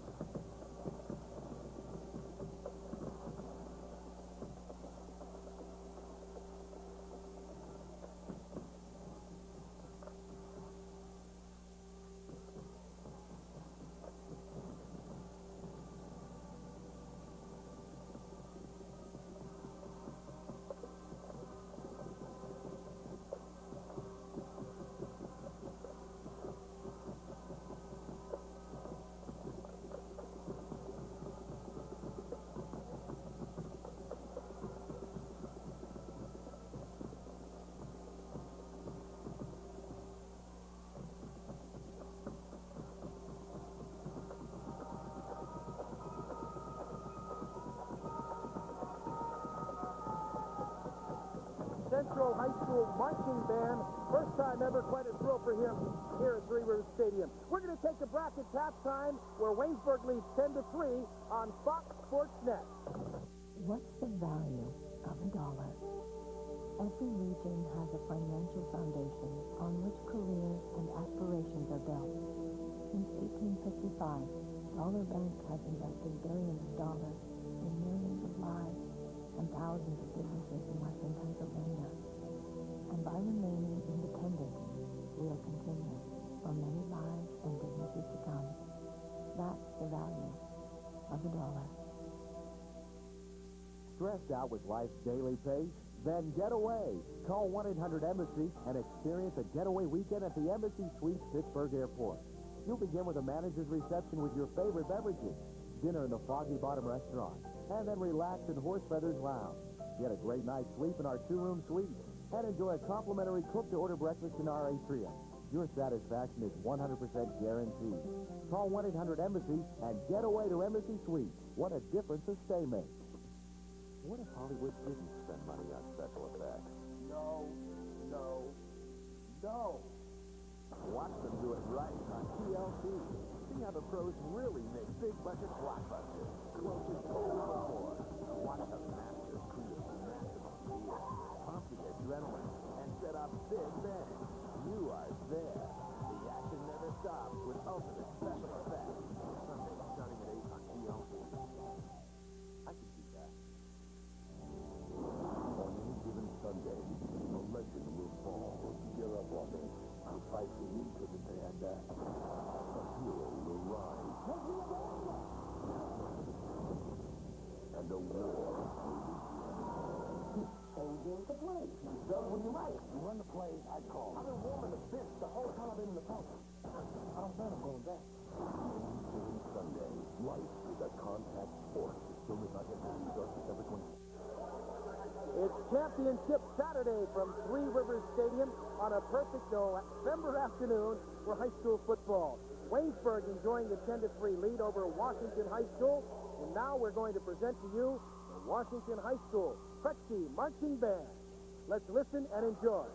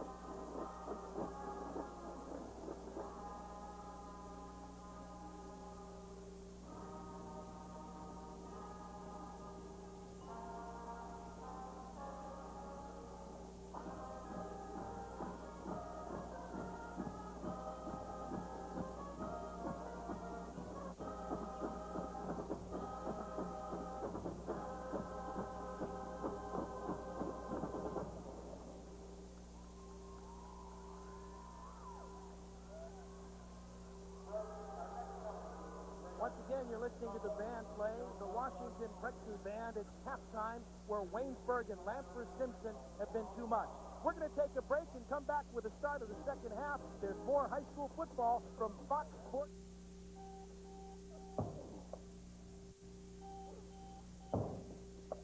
Too late to cook breakfast.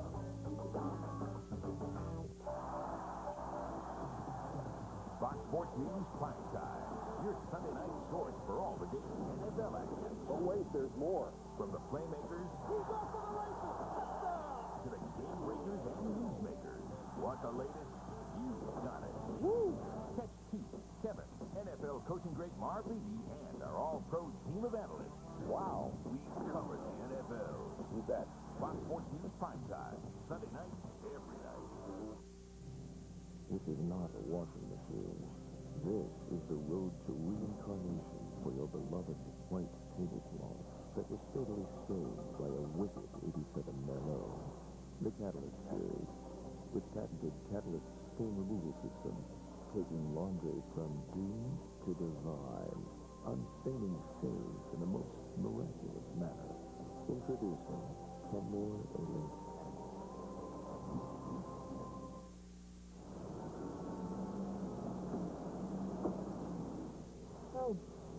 What were the results? Oh, no, in another week. A week? Honey, we've been dealing with this irregular heartbeat for 2 weeks now. Why won't they send you to a cardiologist? The insurance won't pay for it unless I get a referral. I can't believe we don't have any choice. If you wish you could visit a specialist without a referral, make sure your health plan is run by doctors. UPMC Health Plan.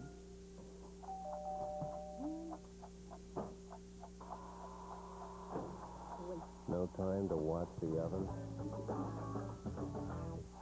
When the high school games are done, we've just begun.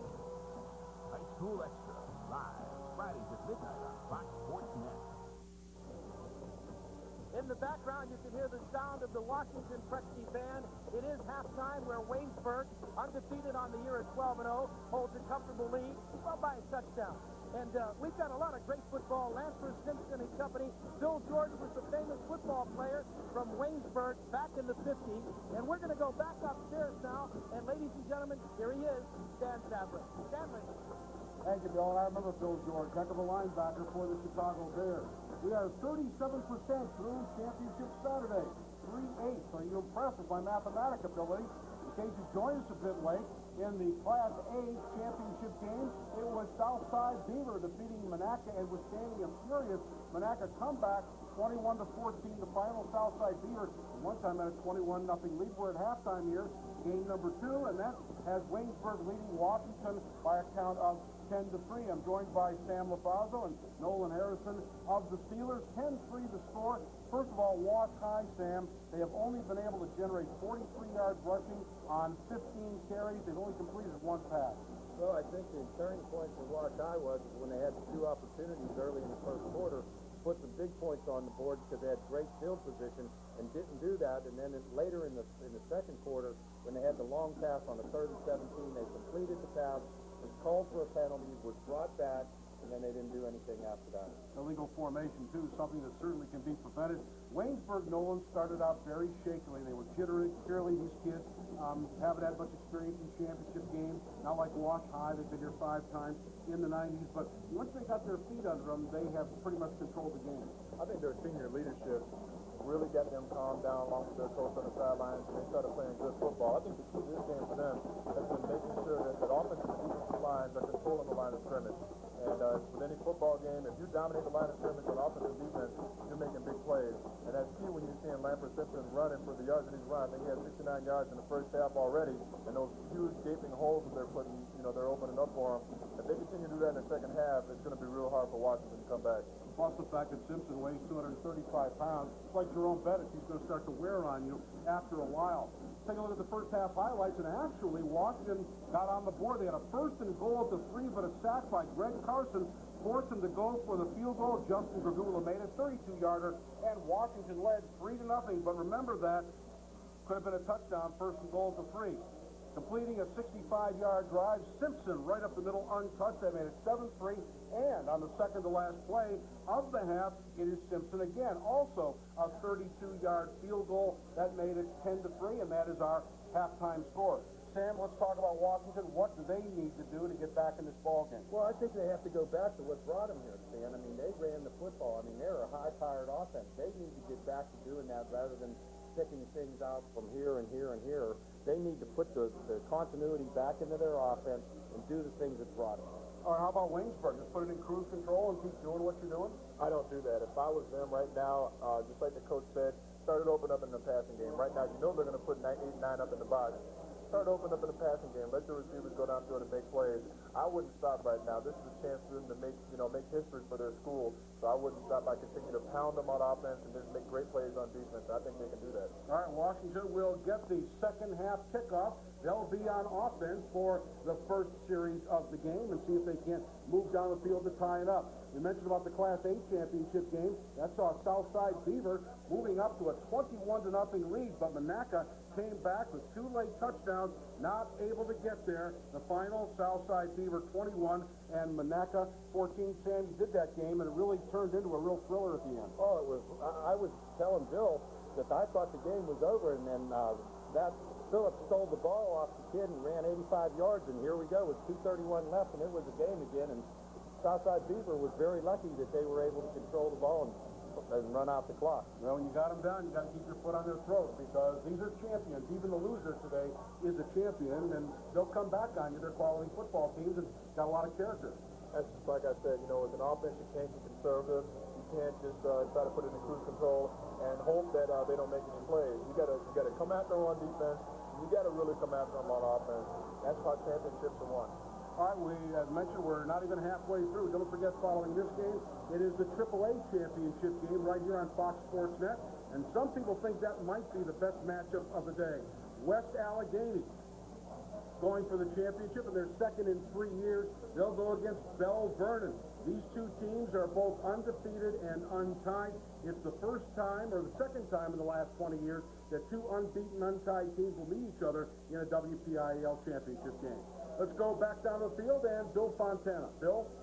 I'm with Guy Montecalvo, the head coach and the legend at Washington High School. Guy, the tradition is here for you and your football team. I'm sure right now you're not happy where you are, but tell us what Waynesburg has done successfully in the first half. Well, it took advantage of some of our mistakes, Bill. We didn't catch the football well at all. We had our wide out, wide open on the 5-yard line. On a comeback route, 3-0, we're up. We kind of got them back on their heels a little bit. We dropped the football. We blew a couple of assignments in pass protection. One of our young running backs who's playing this afternoon because of an injured player is not going to be able to do as well as a guy that's a veteran, and we missed some protections there. But ultimately, Bill, they've powered it at us inside, but it's been a lot of our own mistakes. We have a 27-yard catch on a post pattern. Our wide receiver's not up on the line of scrimmage. We're moving the football. We've got 2nd and 5. We don't snap the ball on the right count. Now it's 2nd and 10. We got to throw the football, and we get sacked. We're down here inside the 5-yard line. We throw a curl pattern. We drop it. It ends up being 3 points for their team. We have made an awful lot of mistakes. Hopefully we can get those things rectified and see if we can kind of play the football that we played last week against Aliquippa. Guy, good teams, good Washington teams, too, tradition, are able to do that. What did you tell your kids at halftime? Well, we're going to have to play. It's going to be a very physical football game. This is a physical team. We've got to do a little better job inside on the defensive line, and hopefully we'll be able to do that. A couple times we didn't get very good hands on. One time on the perimeter, we were in the perfect defense to stop the quarterback keep. We got sucked inside trying to do something other than what we were supposed to do on the perimeter by our outside guy. He takes it 35 yards for a big gain on a keeper.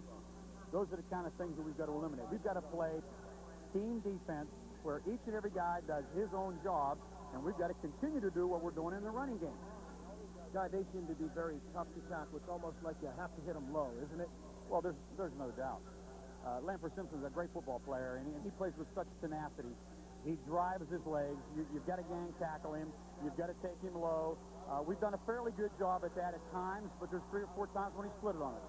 Guy, thank you for your time. Best of luck to you in the second half. Thank you, Bill. There you have it. Guy Montecalvo, the head coach for the Washington Prexies. He's been here. we're going to go back upstairs now for the exciting second half of action. And let's go back up to Stan, Nolan, and also Sam. All right, Bill, thanks very much. Good job on the sideline. Again, Washington will receive the second half kickoff. They are trailing 10-3. Probably ought to mention that it's only 10-3. We're got shovels full of dirt here for the Little Prexies, and you know, they didn't get here by giving up. There are your stats, and by and large they're even. But the biggest thing that comes out, both these teams being running teams, and look at the edge that Waynesburg has. 69 of those 109 belong to Lanford Simpson, and also Lee Fritz has hurt him on the perimeter, Nolan, with his keepers. Yeah, he does a real good job when he gets out in the open field of making people miss. And I think that's key for them. But the bottom line is this, you know, right, no one's dead and buried right now, but if you don't stop the run, the clock runs, and you cannot get them off the football field. Washington has got to stop the run and get their offense on the football field so their offense can get productive. Very little wind to speak of here at Three Rivers, so it really is not and probably will not be a factor. I want to give you an update on the score. Many of you perhaps interested in the Pitt, West Virginia game. This is a backyard brawl, Waynesburg and Washington. That's the second one down in that area. Pitt is trailing West Virginia 42-14 in the third quarter. Anybody up here predict that was going to happen? Who would have ever thought that? Not in my wildest dreams. Not 42-14. No, I thought that game would be a lot closer. But like you said, it's not over yet. So, you know, I'm sure a lot of Pitt fans are out there, you know, gritting their teeth right now. By the way, in the PIAA playoffs, Terry with a 20-7 lead at the half. Also, we're going to look and see if Michael Sutton is going to be able to come back. Remember, he was hit on a hard knock by Lee Fritz. He's their leading receiver, and we want to see if he is going to be able to come back and play. If not, that takes away Washington's biggest big play weapon. That'll be devastating to Washington if he can't make it back in the second half. I think he's in right now. He's out there. In fact, he's the middleman on the kick return. He's holding his leg right now, and again, that's the leg that was injured. But it looks like he's going to give it a go. Simpson will kick off. He has accounted for 9 of the 10 points for Waynesburg. Good kick, too. A little bit low. This is Sutton to the 15-20. Still on his feet across the 30 and tackled at the 32-yard line. So Washington will have the use of Michael Sutton. There he is, number 32, with the kickoff return. First down and 10 at the 32-yard line. He was cutting a little bit gingerly on that leg. It didn't look like he was going full speed. He's favoring it. But the key thing for them out there is he's out there and he's ready to play. Chris Atkins made the tackle for Waynesburg. First and 10, Washington. Out over the football is Colin Miles, number 70, the junior center. Vontae Johnson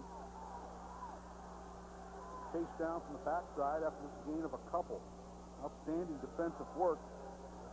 Good pursuit angle. Matt Emmerich coming up, and also Derek Mears chasing him down from behind. Number 32. Gain of 2, second down and 8. That's a good job again by Matt Emmerich, being where he's supposed to be. He's the outside force. He gives up the field and forces it back to all the defenders coming from the backside. Second down and 8. Passing, Marsteller just 1 of 8. A 9-yard completion. Simpson on the blitz, and he gets caught. Here's the handoff inside.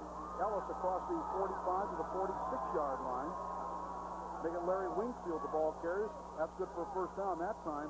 A run blitz by Simpson. He got caught in the backfield, and the fullback took it straight up in there on a trap.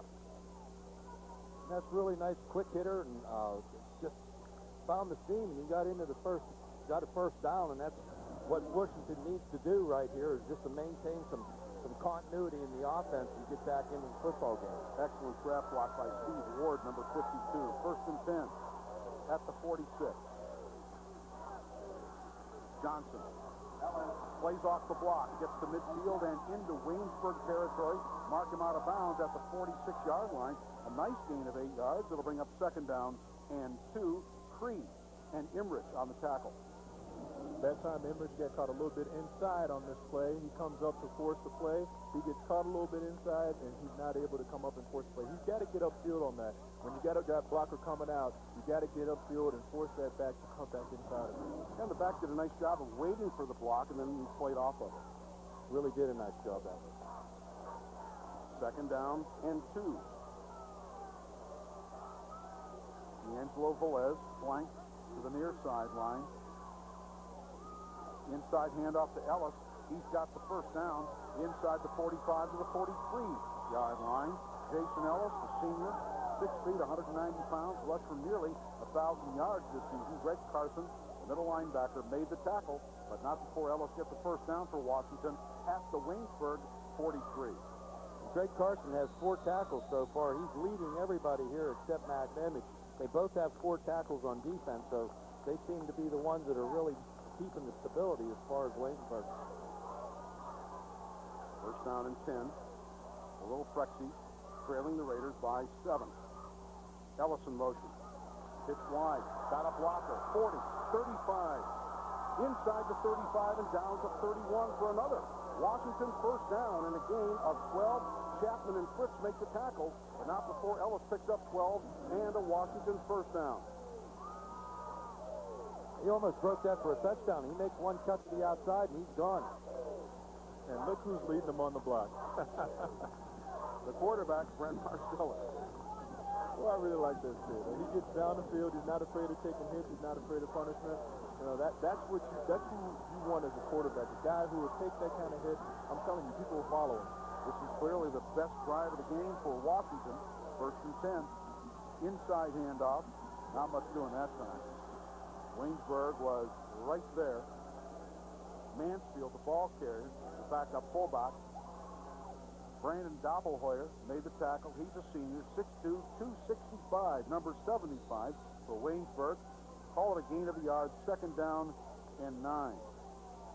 This is the best drive of the game for Washington, even though they ended up with a field goal. This clearly is their most sustained offensive possession. If they'd have had this kind of a drive in the first quarter, they'd have been in the end zone twice. Absolutely. I like that sign. Second down and 9.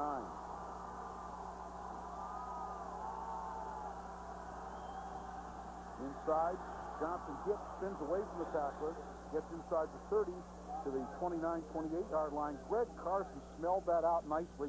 He held his ground, the middle linebacker, made the tackle, a gain of a couple, third downs and 7. And just like we talked about before, you know, just when they start getting some momentum, they start going with this misdirection thing. Instead of trying to get the quick hitters, maybe a counter trey or where you just got one guy pulling, but they start having these guys flip-flopping in the backfield, and their defense is starting to penetrate and make plays. If they want to continue to be successful on the ground, they've got to just go straight ahead and use their power running game. That was a misdirection. You saw both the right guard and right tackle pulled away from the ball. Third down and 7, and again, Marcellus just 1 for 8. He avoids the rush. He throws deep down the middle, incomplete. Pass was high. And the intended receiver, I believe it's D'Angelo Velez, is hurt at the 15-yard line. Again, the pass is high. Lanford Simpson pressured the quarterback. Marcellus did a good job of sidestepping it. Watch how high the pass is to Velez. And again, it's Fritz taking his legs out from under him. And there was a wide-open receiver in the end zone. There was 2 receivers open, but the deep man was wide open. Well, right there, he had to get rid of that ball quick because he's got Lanford Simpson coming up the middle, but you also have, when he escapes, you have Doppelhauer coming also. You got that many defenders getting that kind of penetration. You got to get rid of the football. Unfortunately, it was high. When that happens, you're going to get those receivers getting undercut. That's happened twice now, and it brings up a fourth down and 7 from the 28. Too far for a field goal attempt, so we can expect Washington in 4-down territory to go for it. D'Angelo Velez averaging nearly 30 yards per reception, and it looks like he's going to get up and be okay. 8:21 to play, third quarter. Waynesburg 10, Washington 3. Come on, come on, come on.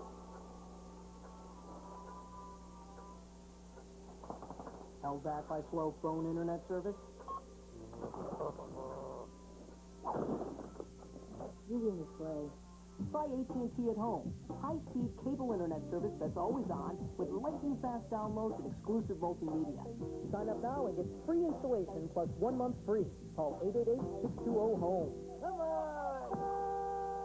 If you want to get a better read on sports, get it from the writers of the Pittsburgh Tribune Review. Writing in Pittsburgh is great because this is a sports town. My writing is like the way Darius Kasparaitis plays hockey, hard-hitting. I just want to step away from that narrow focus that you get in sports and try to be something you can't get on a stat sheet. Yeah, I would have nickel for everybody who came up to me and said, how the Steelers looking this year. But I tell them the Steelers are looking real big. Call 1-800-909-TRIP to start home delivery of the Pittsburgh Tribune Review. You are watching the AA WPIAL Championship game on Fox Sports Net, presented by AT&T at-home high-speed cable internet services. One of the big plays in this ball game, 4th down and 7 for Washington, just outside the Waynesburg 28-yard line. Vontae Johnson motion to the near side. It's wide to Wingfield. He's in trouble. He is going to be stopped at the 32-yard line. I think we got a fumble. It's the possession play. It goes over to Waynesburg. No matter what happens on a 4th down, Lanford Simpson made the big tackle as they went to the fullback Wingfield. They lose 4 on the play, and Waynesburg will take over on down. Absolutely great job of the defense, penetrating up the field, and you got the guys coming from the backside to clean it up. The ball comes loose, and Lanford Simpson picks it up. That kid's a football player, Nolan. Tell you who else is a football player is number 6, Jeremy Gaiman. He's the one who made the tackle on the play, smelled it out. Outstanding play by the outside linebacker, number 6. Interestingly enough, he is also a wide receiver. He's a catcher on the baseball team, and guess who the pitcher is? Lee Fritz, the quarterback. So that's they're reprising their roles of baseball here in football. Wide about having great timing by the time they come over to the football. You got to love that in high school. Guys play multiple sports together, so they're used to being together, and they have a great familiarity with each other. That's got to be a big lift of momentum for Waynesburg, and conversely, Washington High's got to be feeling down. Their best drive is aborted. 2nd down and long. The pass by Fritz is incomplete. Actually, the nearest player to the football was a Wash High defender. Larry Wingfield had a very strong rush. That'll bring up 3rd down and 8. Remember now, I'm sorry, Velez is out of the ball game. And Coach Moore's doing exactly what you said you wanted him to do. Nolan, he's coming out and abandoning the run a little bit and trying to open it up and spreading the field here. You got to go after it. And then when they start backing up, they start trying to take those people, those 9 and 8 men in the box, and get them out to cover those receivers. That opens up the running game even more. Well, that pass was over to Mark Clark's side. He's subbing for the injured D'Angelo Velez. Let's see if they go after him again. Here's the counter. Not going anywhere this time. Fumble. They call him down. He is down to 35 after no gain. That'll bring up 4th down and 7. Worcester did a nice job of stopping them here. I mean, they're playing decent football. They just need to keep doing, rather than what you're saying is abandoning the straight ahead stuff and doing all that crisscrossing and misdirection stuff. Just go right at Waynesburg. Outstanding tackle by number 87, Mickey Mansfield. Here's the kick, and there was no one back deep for Washington. They went for the block, and they're going to pay big time for this one. This is the 2nd time that they're going to have to start from the 1-yard line. Outstanding punt. Are you sure that's the 1-yard line or the 1-inch line? We have to call it the 1. We have no choice. A 64-yard punt, no return, and now Washington has to go about 99 3/4 yards. Let's go down to Bill Fontana. Bill? This is John Barbaro. He is the principal at Waynesburg High School. And, John, how long have you been there? I've been there since 1976. I'll bet that today is the day to rob the town. There can't be anyone home. I think everybody in Waynesburg is here today, and as you can see, having a great time. It's wonderful for the town. Everybody's excited. What about the community? Anything special this week? Well, they had a big bonfire on Wednesday night, which was very well attended. Signs everywhere. Just everybody is excited about the Raiders. It's been tremendous. And finally, Stan, you can tell our viewers you are the voice of the Pittsburgh Penguins, PA announcer, for how many years? 28 years now. You do a great job, too. Thank you very much. Let's go back upstairs to Stan. All right, thanks, John. And Bill. Vontae Johnson gets him out of trouble immediately, a 15-yard gain and a first down. That's really a gutsy call there, too, because he's doing a scissors play In from the a wing end zone. formation right in the end zone. You are asking for trouble here. You are just flirting with disaster. Carson almost comes up and makes the safety on that play. And I tell you what, Cree did a great job at turning him back inside. If not, he might have gone down for 6. First down and 10 from the 16-yard line. Marsteller on the keeper. Not able to get the corner. Simpson over there to make the tackle after a yard or 2 gain. I wanted to mention John Barbaro. He has been the PA announcer at Pacific Arena for the Penguins for, gee, it seems like they invented hockey. It's a big day down in Waynesburg. Their first playoff championship game in 40 years.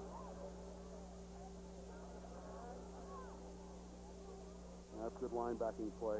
Absolutely. Got him behind the blockers. Chet Henderson. He scrapes to the attack and he makes the tackle. That's all you can ask for from your linebackers. I think that the left side of the defense is getting a little soft right now for Waynesburg. They got to pick it up because they're starting to pick on them over there. Yeah, we talk about special teams. They have changed the complexion of this ball game. Marsteller, a lot of time, looks, fires way high, and intercepted by Fritz to the 35. Lee Fritz to the 30. 25-20, down the sideline, touchdown, Waynesburg. We got a flag on the play. It's down after where the interception was made. It may be on the run back. It certainly probably will negate the touchdown, but most likely not the interception. No, I think the ball changed possessions. It is truly an interception. Must have been a pushing from behind her. Now the high pass gets Brent Marsteller into trouble one more time. And Fritz is hanging out there playing safety. That's exactly what he did. He played center field, caught the ball, and like I said, he is a big playmaker. And, you know, with him coming back next year, you got to think that they're going to have a great chance to come back here, and we're going to be seeing him again next year. Flipping on the run back. 15-yard penalty. First down. You'd be surprised how much that happens when you have defenders a little overzealous of trying to get back at those offensive linemen and receivers that were blocking them the whole time. They're trying to get a little payback, and unfortunately, you get some clipping every once in a while. That happens a lot when you get interceptions. Well, nonetheless, it is a turnover, the first turnover of the ball game. And Waynesburg from the Washinton 32-yard line with a chance to really put a stamp on this ball game. Simpson inside, big hole to the 25-yard line. A gain of 7 to bring up second down and 3.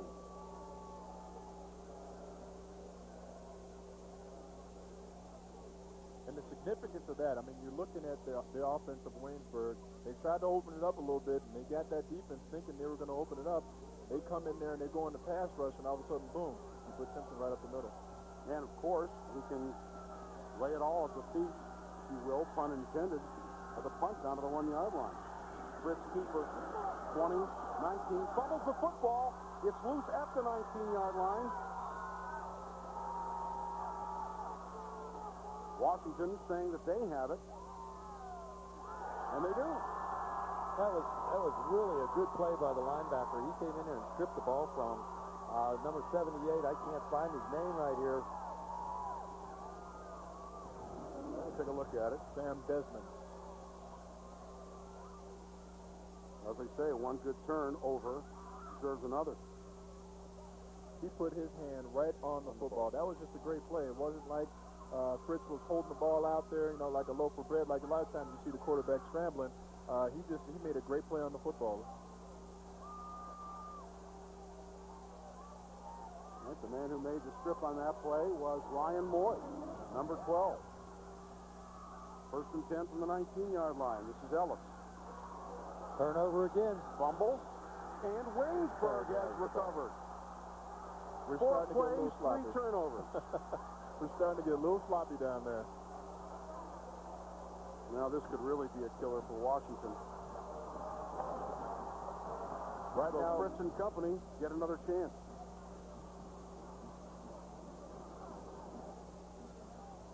Another great play. Rashad Biggs. Well, Chris Yeager made the strip, number 80. Higgs with the recovery. Here's Waynesburg now.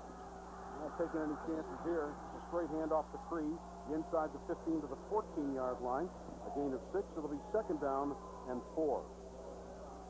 And when you look at Waynesburg's team, I mean, between Fritz and Simpson and Cree, they had 46 touchdowns and almost 2,900 yards combined between the three of them. I mean, that's a tremendous amount of offense with three people right in the same backfield.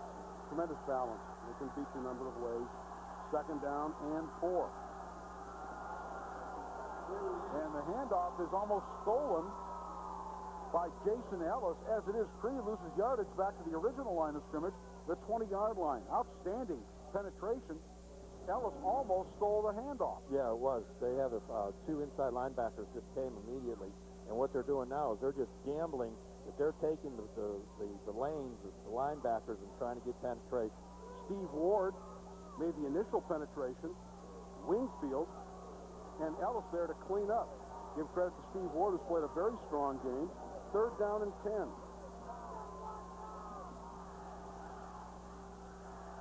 Damon in short motion. Fritz fires. Pass is, they're going to call it a completion. Yes, they are. At the 9-yard line, that'll be good for a first down. Good catch. Outstanding catch by Sam McLaughlin on the third down and 10. Sam McLaughlin came in last week in the third or fourth quarter and had a 46-yard punt return for a touchdown. And he can make some plays also. Now, that's a tremendously big play for Waynesburg. As it was, it would have been a 37-yard field goal attempt for Simpson. Now it's first and goal at the 9-yard line. Simpson breaks a tackle in the backfield and goes towards the end zone. Touchdown! Once again, Washington on a run blitz almost got the quarterback Lee Fritz before the handoff. One tackler just bounced off land for Simpson. He's got his second touchdown of the game, and Waynesburg has its biggest lead of the game. There's a hit right there, a hit right here, another hit right here, and they were excellent hits. I mean, it wasn't something cheap, and he just maintained his balance, body lean, and just straight into the end zone. He's running right now like a man amongst boys. He's determined to make progress and get his team to victory. Had him right out from that leadership. Had him right out with the extra point. And after a rather convoluted sequence in which there were 3 turnovers on 4 plays, Waynesburg goes 19 yards after their second turnover of the sequence for the touchdown. And they now lead 17-3. Now Washington, or any high school team really, is really under a cloud because they're going to have to throw the football to get back into it. And thus far, Marsteller has had only 1 completion, and he's also thrown an interception.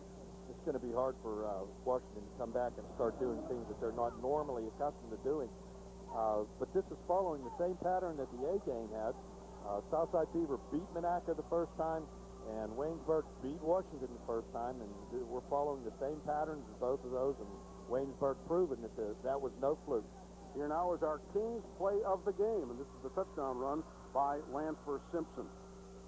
There's the hit right there. Chet Henderson, the middle linebacker. Clark takes a shot at him. Wingfield, not enough. You know, he reminds me a lot of another guy that plays for us in Pittsburgh, and Jerome Bettis. I tell you what, you know, a lot of people have asked questions about having Richard Huntley and Jerome Bettis in the backfield. You want to lower that down to high school scale, this is what you would get. Here's the kickoff. And a good return for Washington, giving them better field position than they've had in quite some time. Better Devon Washington with the return, and a good one out to the 44-yard line, and the Little Prexies will have some room with which to work. A reminder that coming up this week on Sports Beat, it'll be our 2-part series on the recovery and rehabilitation of Jason Kendall. Guy Junker was out in Los Angeles, suburban Los Angeles, where Jason lives and trains. We were able to get our cameras to him, and you'll find out how he's doing and if he's going to be ready for spring training and how healthy that ankle's going to be for the start of the season. That begins Tuesday night on Sports Beat at 7 here on Fox Sports Net. Here's the wing back around. Vontae Johnson, good tough run out to the 49-yard line, a 5-yard gain. Simpson made the tackle with help from Emmerich. It'll be 2nd down and 5. Well, they're sticking with their game plan. They keep on running these misdirections, and right now they're hitting 1 out of 10, and that's not going to win ball games for you. The other thing that's happening is they seem to be between the 30s. They move the ball really well, and then once they get down beyond the 30s, and things just start happening, and they just can't overcome them. You know, this is an offense that averaged more than 35 points per game this year. They've been successful. Ellis on the inside handoff.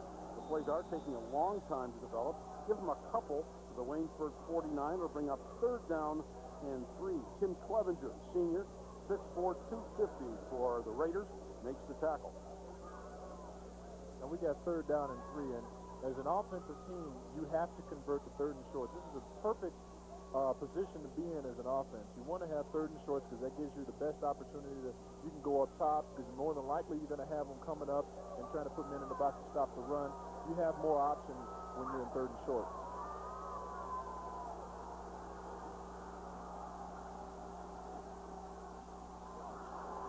Johnson, 1st down and plenty more. Run out of bounds at the 38-yard line. 1st down, Brian Chapman, senior cornerback, number 7, pushed him out of bounds, but not before Johnson picked up good yardage for the 1st. Here comes a nice trap.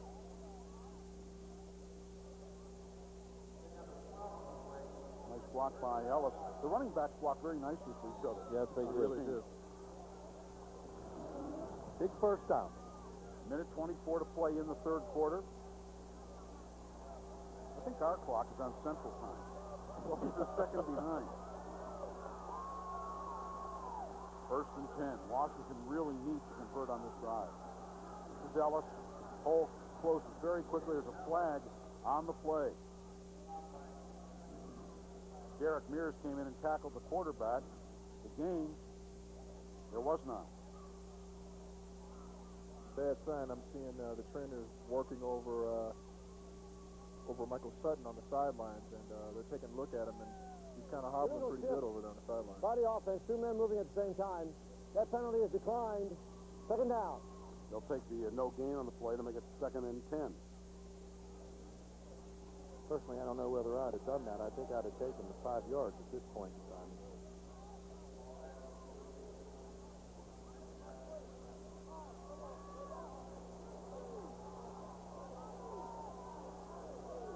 Lost High, their 5th appearance in the championship.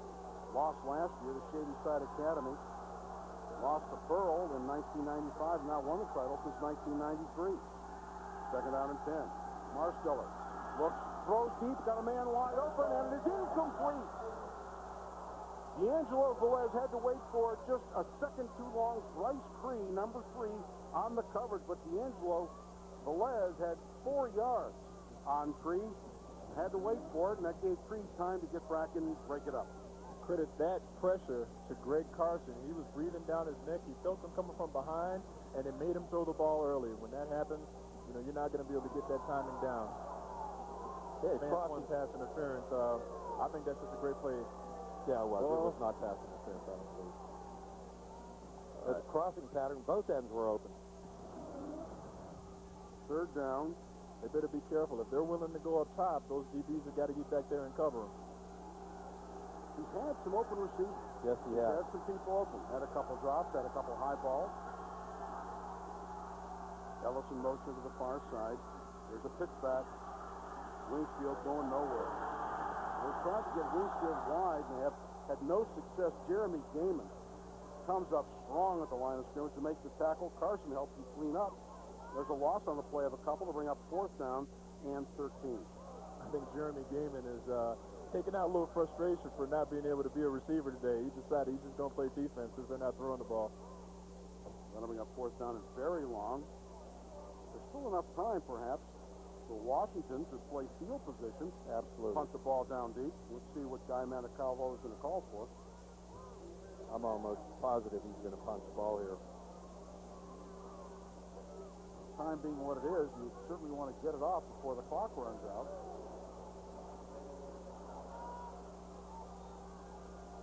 Delay of the game.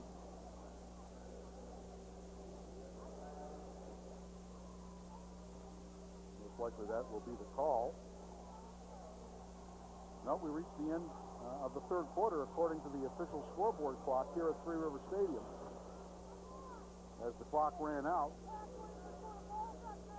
unless they put some more back on.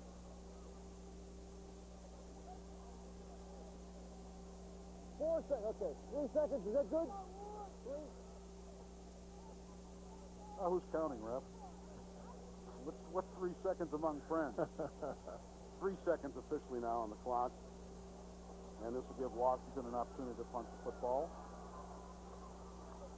Justin Gradula with the kick. Good high punt. Taken at the 9-yard line. Fritz outside to the 20. Hit hard by Wingfield at the 25-yard line. Nonetheless, a good 16, 18-yard return by Lee Fritz. And we have reached the end of 3 quarters of play. The score, Waynesburg seeking its first Class AA title since 1959. They lead it 17-3.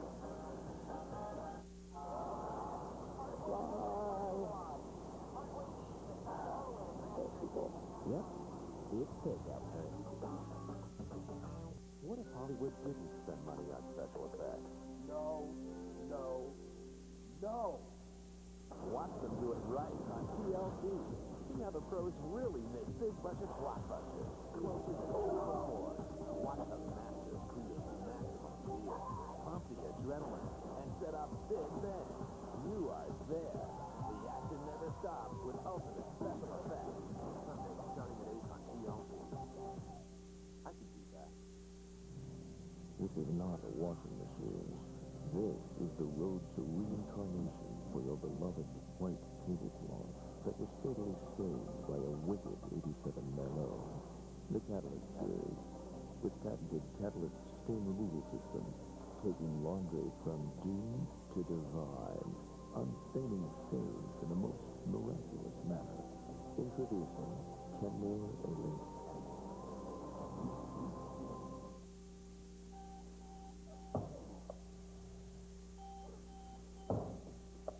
Too late to cook breakfast.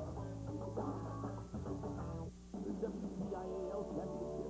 Coverage continues all day long on Fox Sports Net. It's an ACC Big Ten showdown. The Tigers come calling to battle Jarrett Stevens and the Nittany Lions. Clemson, Penn State, Wednesday at 8 on Fox Sports Net. Pittsburgh's talking about sports beat. Hometown views on Big Time Sports. The biggest names in all the sports. Sports Beat, weeknights at 7 on Fox Sports Net. And Vapor, Tuesday at 7:30 on Fox Sports Net. After the 16-yard punt return, Lee Fritz and his Raiders start out with their own 26-yard line. First and 10 leading 17-3. Fritz keeps, breaks the tackle. Fritz to the 30. He fumbles. It is now loose. I believe Washington has recovered. He has. Fritz, while he was still on his feet, had the ball stripped and bounded up in the air. He tried to catch it, was tackled, and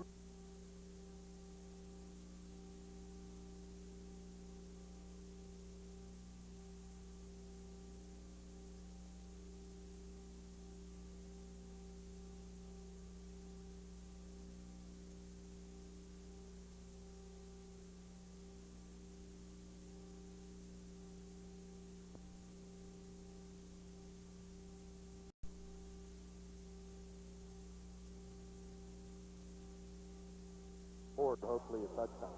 Washington's defense is doing exactly what I said that they had to do, that they wanted to get back in this football game. And the defensive line had to start dominating the line of scrimmage, and they're going to have to start making plays. let's take a look now as they work on the injured player from Washington. At the Dollar Bank, 3-quarter stats. Scoreboard certainly is in favor of Waynesburg. Everything else is now starting to even up. Washington has a one long drive, but they ended up having to punt on that occasion. Turnovers have become a factor. Passing yards, both teams really are negligible, and the turnovers are now even. And Washington, even though they're trailing 17-3, has time of possession on its side. And I think that's exactly the same thing that happened in the first game. Menaka had time of possession, and as I said in the first game, the time of possession doesn't mean anything. It's the points on the board that count. Absolutely. When you look at that rushing yardage, it's starting to creep up a little bit, and Washington's their offense is starting to move the ball.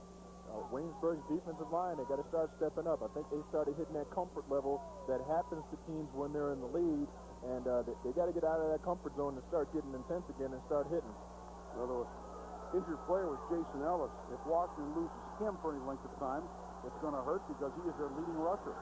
First and 10 from the 34. Here's the fake counter. Marsteller looking, throwing man wide open. He loses his footing. He was wide open. Yes, he was. A little bit behind him, and he tried to plant his feet to. Pass is intended for Mark Clark, who's filling in for Michael Sutton. Late pressure up the field by number 75, Brandon Doppelhauer. Now Marsteller is just 1 for 12 passing. You see that he loses his footing, although the pass may have been behind him anyway. 1 for 12 now for Marsteller. They've got to get something here. Second down and 10. By the way, the winner of this game moves on to the WPIAL playoffs. They will meet Tyrone next week up in central Pennsylvania. Marsteller, he's going to be sacked back at the 39-yard line. Outstanding play by Lanford Simpson. Ran over a blocker in the backfield and got the sack. Brandon Doppelhauer also in on the tackle. The loss is 5. It'll be third down and 15. What you see right now is the leaders on that defense starting to step up and make plays. Oh, he murdered Larry Wingfield. He just knocked him right over. And Wingfield is not a small player. Comes in there at about 200 pounds, but Simpson with a big sack. That's his third quarterback sack. Third down and 15. Rushed out of the pocket. There's a flag down. Marsteller throws it up, and we almost have an interception. Chapman almost have the interception. He's got to make that play. He's got to make that play. The ball's in his hands. The defense needs to get a turnover to make sure that that offense get back on the field and start working that clock down. It's imperative he makes that play. That's going to be fourth down and 15.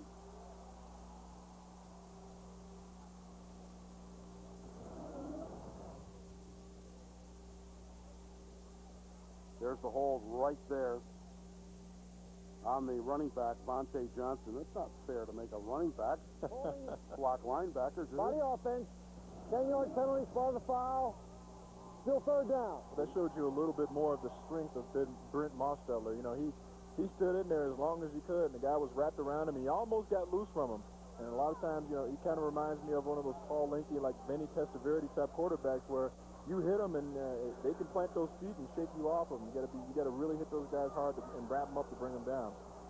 Derek Mears, number 32, was the pass rusher. Third and 37. In case you're wondering why they took the penalty, it's because in high school and college it's from the spot of the foul. So it is third down and 37. 10 years that time. Marsteller. He's going to be sacked all the way back at his own 31-yard line. Doppelhauer. Simpson there as well. And that worked out perfectly. One of the key things that you learn as a defensive line, when the defensive line coach tells you to do, those outside rushers make the quarterback step up, and the inside guys get the pressure up so he can't step up, and they get the sack. That's great team defense right there. That defensive line worked well together with the offense, with the linebackers coming off the outside, and Doppelhauer coming up the middle. That's exactly the way it's supposed to go. That's the fourth sack of the game for Waynesburg. Now the punt by Gradula. Fritz has done a good job. That's an outstanding kick. Fair catch called for and taken at the 28-yard line. The sophomore punter with an outstanding kick. We've got 10:03 to play in this football game. Waynesburg, minutes away from a championship. They lead 17-3.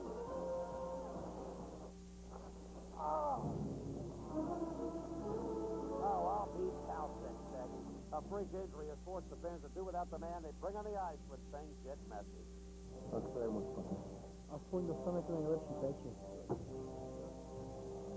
capacity crowd is on its feet as he makes his way back on the ice. Look at him. He's as smooth as ever out there. UPMC Health System. If you want to get a better read on Pittsburgh, get it from the writers of the Pittsburgh Tribune-Review. Movies were there. I mean, it was just what I always wanted to do. I'm a social butterfly, a born party girl, overstimulated, over-entertained, and still having the most fun I've ever had with my earrings on. I called my column originally The Art Enthusiast, and that's really what you should know about me. Call 1-800-909-TRIB to start home delivery of the Pittsburgh Tribune-Review. You are watching the AA WPIAL Championship game on Fox Sports Net, presented by AT&T at-home high-speed cable internet services.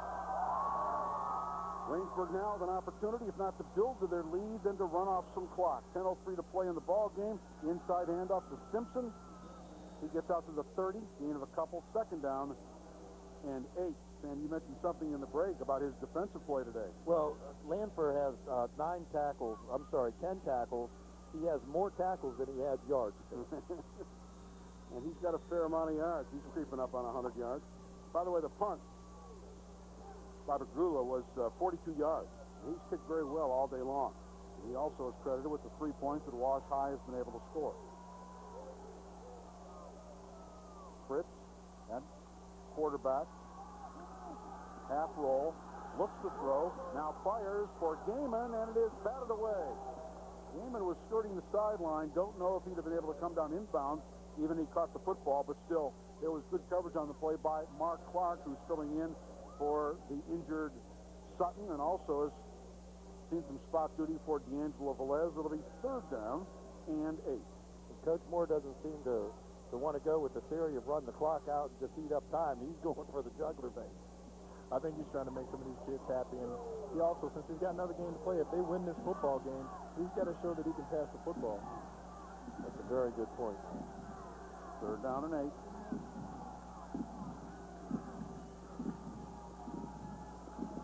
That may have been a quarterback draw all the way.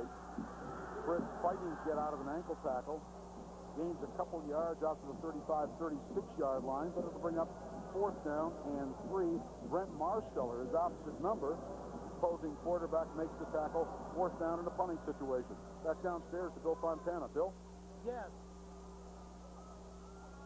Okay, you're looking at Guy Montecalvo, and you know, he's a 1973 grad of Washington High School. His record 161, 63, and 2. He's also the track coach.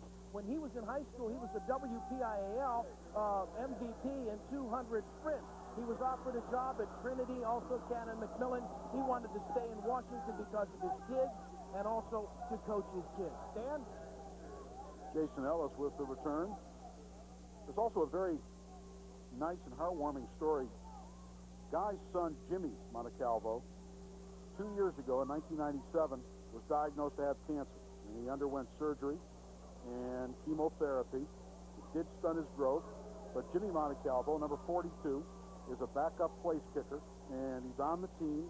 And Guy has said, and so have many of the other Washington High players, that he's given them tremendous inspiration coming back from that battle with cancer. First and 10, Washington running out of time and opportunity. Vontae Johnson in big trouble, and Jeremy Gaiman made the stop. He has had an outstanding game. We've concentrated a great deal, of course, on Lanford Simpson, but Jeremy Gaiman has had quite a ball game as well defensively. It seems like every time they try to run over to his side, he makes a big play. And like I said, he's taking out that frustration. You know, he's a little bit mad at himself for not catching that pass, and he comes out and makes an outstanding defensive play.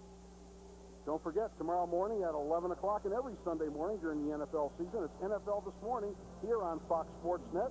Chris Myers is the ringleader or the band leader or whatever. Marv leave you along. That's tomorrow night. Get you ready for the day's NFL activity right here on Fox Sports Net, 11 a.m. Second down and long. Marshall has got time now. He fumbles. It's rolling loose. Still loose. Fritz dove on top of it. He's got it. That's a little redemption right there for Fritz. He's lost 2 of them. He got 1 back. Greg Carson, the middle linebacker, number 51, has also played exceptionally well on defense. Caused the fumble. Fritz, used to handling the football, recovers it, and it's first down for Waynesburg. Great job of the strip of the quarterback from behind, and then we play the find the football, find the wet pigskin, and the more sure hands on the team get the hold of it. Well, did you ever pick up a loose ball and run it in for a score? I had a loose ball once and had nothing but field in front of me, and big offensive tackle Irwin from Minnesota. Tim Irwin grabbed me by my ankle with his pinky. It was absolutely awful. It was terrible. You get caught from behind by an offensive tackle?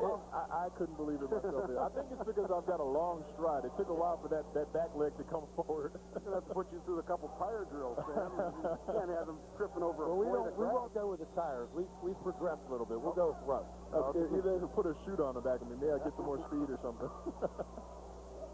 Well, there's Jimmy Montecalvo. We talked about him a bit earlier, and boy, is it great to see him in uniform and ready to go. And, you know, if he's on TV, he's watching himself on the big scoreboard.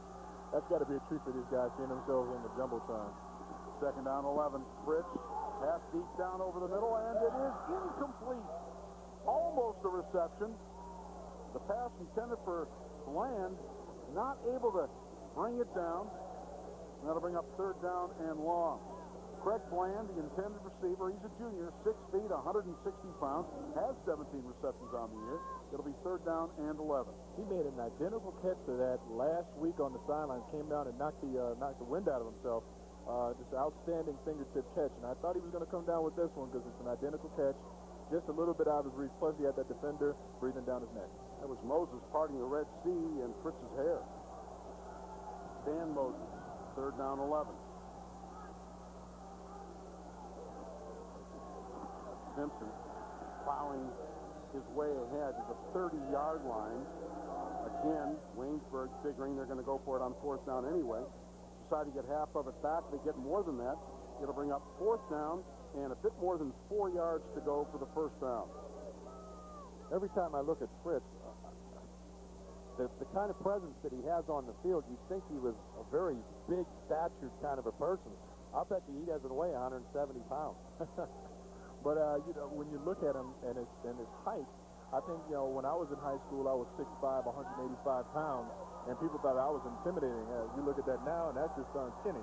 So I think he's a little intimidating out there among them. Fritz takes the pitch. He's outside. Fritz to the 20, 10, 5, touchdown, Waynesburg. Outstanding play. Lee Fritz on a 30-yard touchdown run has put this game away for the Raiders as they now lead 23-3. That was a beautiful fake. He read the option perfectly. He gave a fake and turned it up inside, hit the sideline. This was just remarkable. And the speed he turns on over in the corner, it just shows his versatility, both defensively and offensively.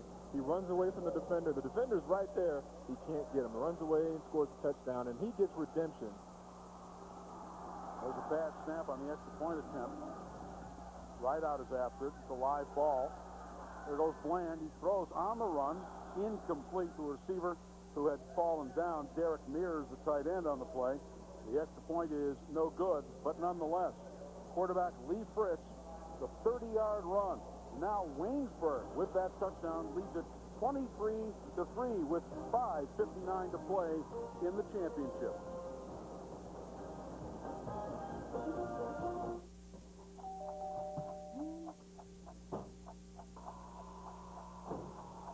No time to watch the oven. What are you doing out there?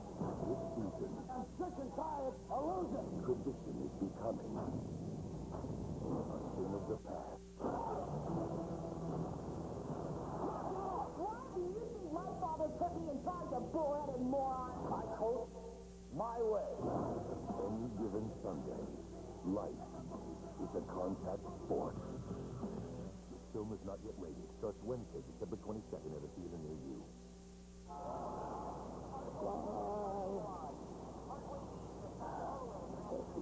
Yep. See, it's big out there. The show for football fanatics. NFL, college, even prep. Our all-pro team is all over it. Fox Sports Net Football News, weeknights at 6. It was 10-3 at the half, but in the second half, it has been Waynesburg. Washington, because of turnovers by Waynesburg, has gotten opportunities, but they just have not been able to put anything in the end zone. Field position has gone the way of Waynesburg, although sometimes You've got to look at your offense and say you've got to create some field position for it. Exactly right. Get a couple of first downs. Change things around. Here's the kickoff. Velez hit hard. That's another factor. Waynesburg has been the more physical of the two teams. They were bigger. We knew that going in. But they also have been the more physical teams. And guess who delivered that hit? Nolan, two guesses, and the first one doesn't count. Lanford Simpson. There you go. And he's coming back. Both Fritz and Simpson are both coming back next year. We're looking at the size of these guys, and I was amazed. I was talking to my wife last night after I finished doing my study. They have 16 players on this team that are 6 foot and over. That's not even counting their weight. They're 6 foot and over. I mean, that's unheard of. When I was in high school, I was the tallest guy on the team. You know, they've got a whole lot of these guys that are 6 foot and over, and that's just got to be intimidating. They're all still growing. Yeah, they're growing big down in Greene County, that's for sure. Here's Marsteller. It is intercepted. Outstanding play by Greg Carson. Cut right in front of the receiver at the last minute, picks it off, and Waynesburg will have it 1st and 10 at the 24-yard line. Greg Carson, senior, 6 feet, 235 pounds. He's also the starting center. That's just a great break on the football. That is a great break, and he's also had 8 tackles besides the interception. He read it perfectly, clocked the ball, got it, and made the play. That's what you have to do. And when you're a leader on the football team and you're called upon to make plays to put the game away, that's how you finish out football games. This game could get ugly really quick here. From the Washington sideline, it's pretty darn ugly already. Raiders going for their 13th consecutive victory this season. They will play Tyrone next week. Tyrone last night beat Sharon. District 6 game, 24-7. And so those two teams will meet in the PIAA. In a WPIAL, at a WPIAL site, we've got a whistle. Had a little confusion on the Washington side. And they called timeout, and they did. They used one of their timeouts, and here comes Coach Russ Moore. Interesting about the job that he has done there. Waynesburg was a program that really struggled, seldom won anything, Sam, as you know. And just since Russ Moore came up, he had been an assistant coach down in West Virginia. He's from West Virginia, and Russ came up, and now in his 5th year, his record is 38-16, about to be 39-16 in his first WPIAL championship. And I know that programs aren't easy to turn around. No, it isn't. It takes a lot of hard work. It takes also, you have to have high expectations, but the coach has to come in there and change the attitude around, and sometimes that's the hardest thing to do, but once it's changed, then everything just starts to snowball. How many games have you won in the last 2 years? He's done 22. 22 of their last 23 games. Yeah, that's pretty amazing. So he got things rolling pretty good down there. Everything is about perception. Exactly what you said. If you perceive yourself to be a losing football team or a school that doesn't have a great program, and it's not going to get any better, but when you can change that perception and change the way you're doing things, it makes things so much nicer for you. Inside handoff for a couple. Time now for our Tribune Review game summary. You see the score as it exists. Wash High actually took a 3-0 lead, but Simpson has been the difference offensively, coming up on 100 yards for him. He scored 2 of the touchdowns. Fritz with a 30-yard touchdown run. Waynesburg's defense has been suffocating. Jason Ellis, who's been banged up, has 60 yards rushing, but again, Washington has not been able to pass the ball to back Waynesburg off the line of scrimmage. So Simpson lost his footing in the backfield. He had more room to run. He gets near the 15-yard line. It'll bring up a 3rd down and 2. Ryan Moy, who's probably had to make too many tackles in this ball game as a strong safety, makes the stop for Washington. There's Ryan. It'll be 3rd down and 2. That's Ryan Moy's 8th tackle, and when your safety's making that many tackles, you know that offense is coming through there. I mean, he's sitting back there 8 yards off the ball and coming up with 8 tackles. And I guarantee you, Simpson is the last person that he wants to see coming through there at full speed. There's Ryan Moy. 3rd down, 2. First time we've seen a triple stack eye. Fritz with some ball handling to Cree, and Cree is inside the 15 to the 14, but appears to be a yard shy of the 1st down. Nonetheless, Waynesburg certainly will go for it here. 4th down and 1. Tackle by Steve Ward, who's played a strong game defensively. There he is, number 52. And they don't have 8 men in the box. They have 8 men on the line of scrimmage. So there's a total different concept here as far as defense is concerned. I think they're in their goal line defense right now, and they're still out at least 15 yards away. Well, unfortunately, there's got to be a loser in a championship game, and Wash High realizes now it's going to be them. It's been a long, tough season. They will lose. Simpson driving inside, close to the first down, depends on the mark. I think he's got it. They will lose to Waynesburg twice in the same season, and they will have lost 3 games in a row to Waynesburg, which has not happened to Washington, losing 3 in a row to any one team since 1987. They had things pretty much their own way down in Class AA, but now there's a new force in Waynesburg. And it looks like they're going to be here for quite a while. This isn't just a fluke here. And this is how you start rivalries. This is when those big rivalries start. You know, the towns start, talking about each other, and there's things in the local papers about the game, and the games start getting even bigger than what they are now, and that's great for high school football. A reminder, tune in at 6 p.m. as they take the measurement. It is short, by the way, and Washington will take over on downs. Weeknights at 6, football news on Fox Sports News at 6, and of course Fox Sports News nightly at 10 when there's not a hockey game. And then it's about 10:15. Unless there's overtime, then it's about 10:30. Whatever, you get the idea. So Simpson falls shy of the first down, and Washington will get the football with 3:42 remaining in the ball game.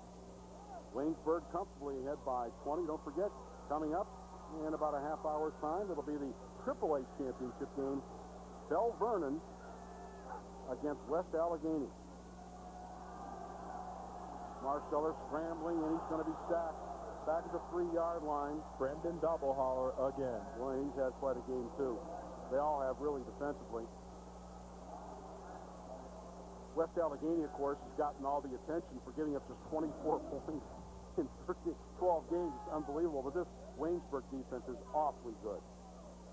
And when you're using a Delaware wing tee, when you get behind like this and playing catch-up, all that crisscrossing and faking doesn't really do anything because they know that the ultimate end is you're going to throw the ball. So it's just time-consuming to go through that. Plus, the backs that are crossing have different angles on the block or the linebackers, and they just can't maintain blocks. They can't. And, you know, you get those defensive linemen penetrate and get their ears pinned back because they know, like you said, it's got to be a pass. Second down and long. There's a completion out to the sideline. It's Velez. And that was just a 3-step drop, throw the football, and he got the timing on that play. There was no misdirection and play action or anything like that. My apologies, that's Mark Clark on the reception, number 25, not 26. The gain is across the 15 to the 17, and it brings up third down and 7.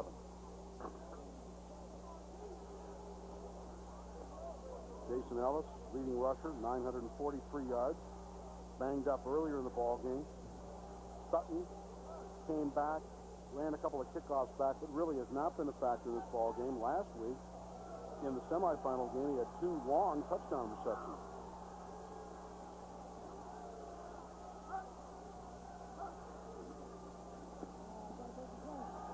Third down, and here comes Carson again. The ball is loose. Carson again with another sack on the quarterback, Justin Dragula, the punter, who's the backup quarterback, and he's treated rather rudely. Washington recovers the fumble, but it'll be 4th down and forever from the 1-yard line. Carson comes through almost unblocked. The quarterback's blind side strips the ball, which is exactly what you're taught. When you come from the quarterback's blind side, the first thing you try to do, secure the tackle, and then strip the ball. And that's textbook tackling done by Carson. That's his 9th tackle, and he has 1 interception. It's tough to pick an MVP. I think I know who it's going to be, but you could go in 4 or 5 different directions. All rights to this copyrighted telecast are reserved and are presented by Fox Sports Net under the authority of the WPIAL. This telecast may not be reproduced, rebroadcast, re-recorded, or retransmitted in any form without the express written consent of the WPIAL.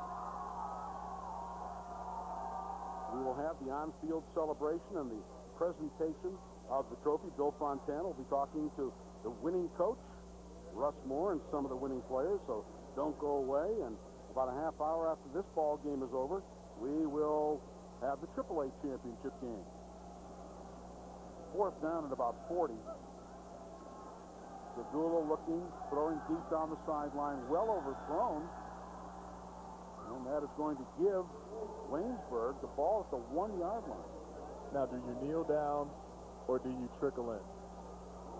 Got to play him again next year. I don't know. This is a tough call. By the way, this is how rivalries build right here. Do they get mad? Do they get the other team mad at them and saying all kinds of stuff? They ran the score up on us.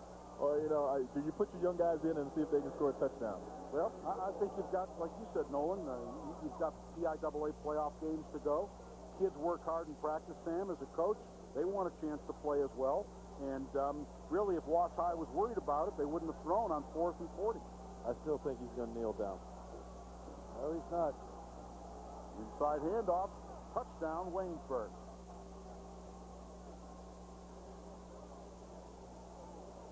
It's a touchdown. What they're waiting for. Simpson would see it from here. Well, that negated all that. So here we go. Here comes the bad press for next year's game. You know, a straight dive to the fullback, I don't think should be construed as running it up. If you would run a triple reverse, like Sam White would have called for there, then you've got a problem.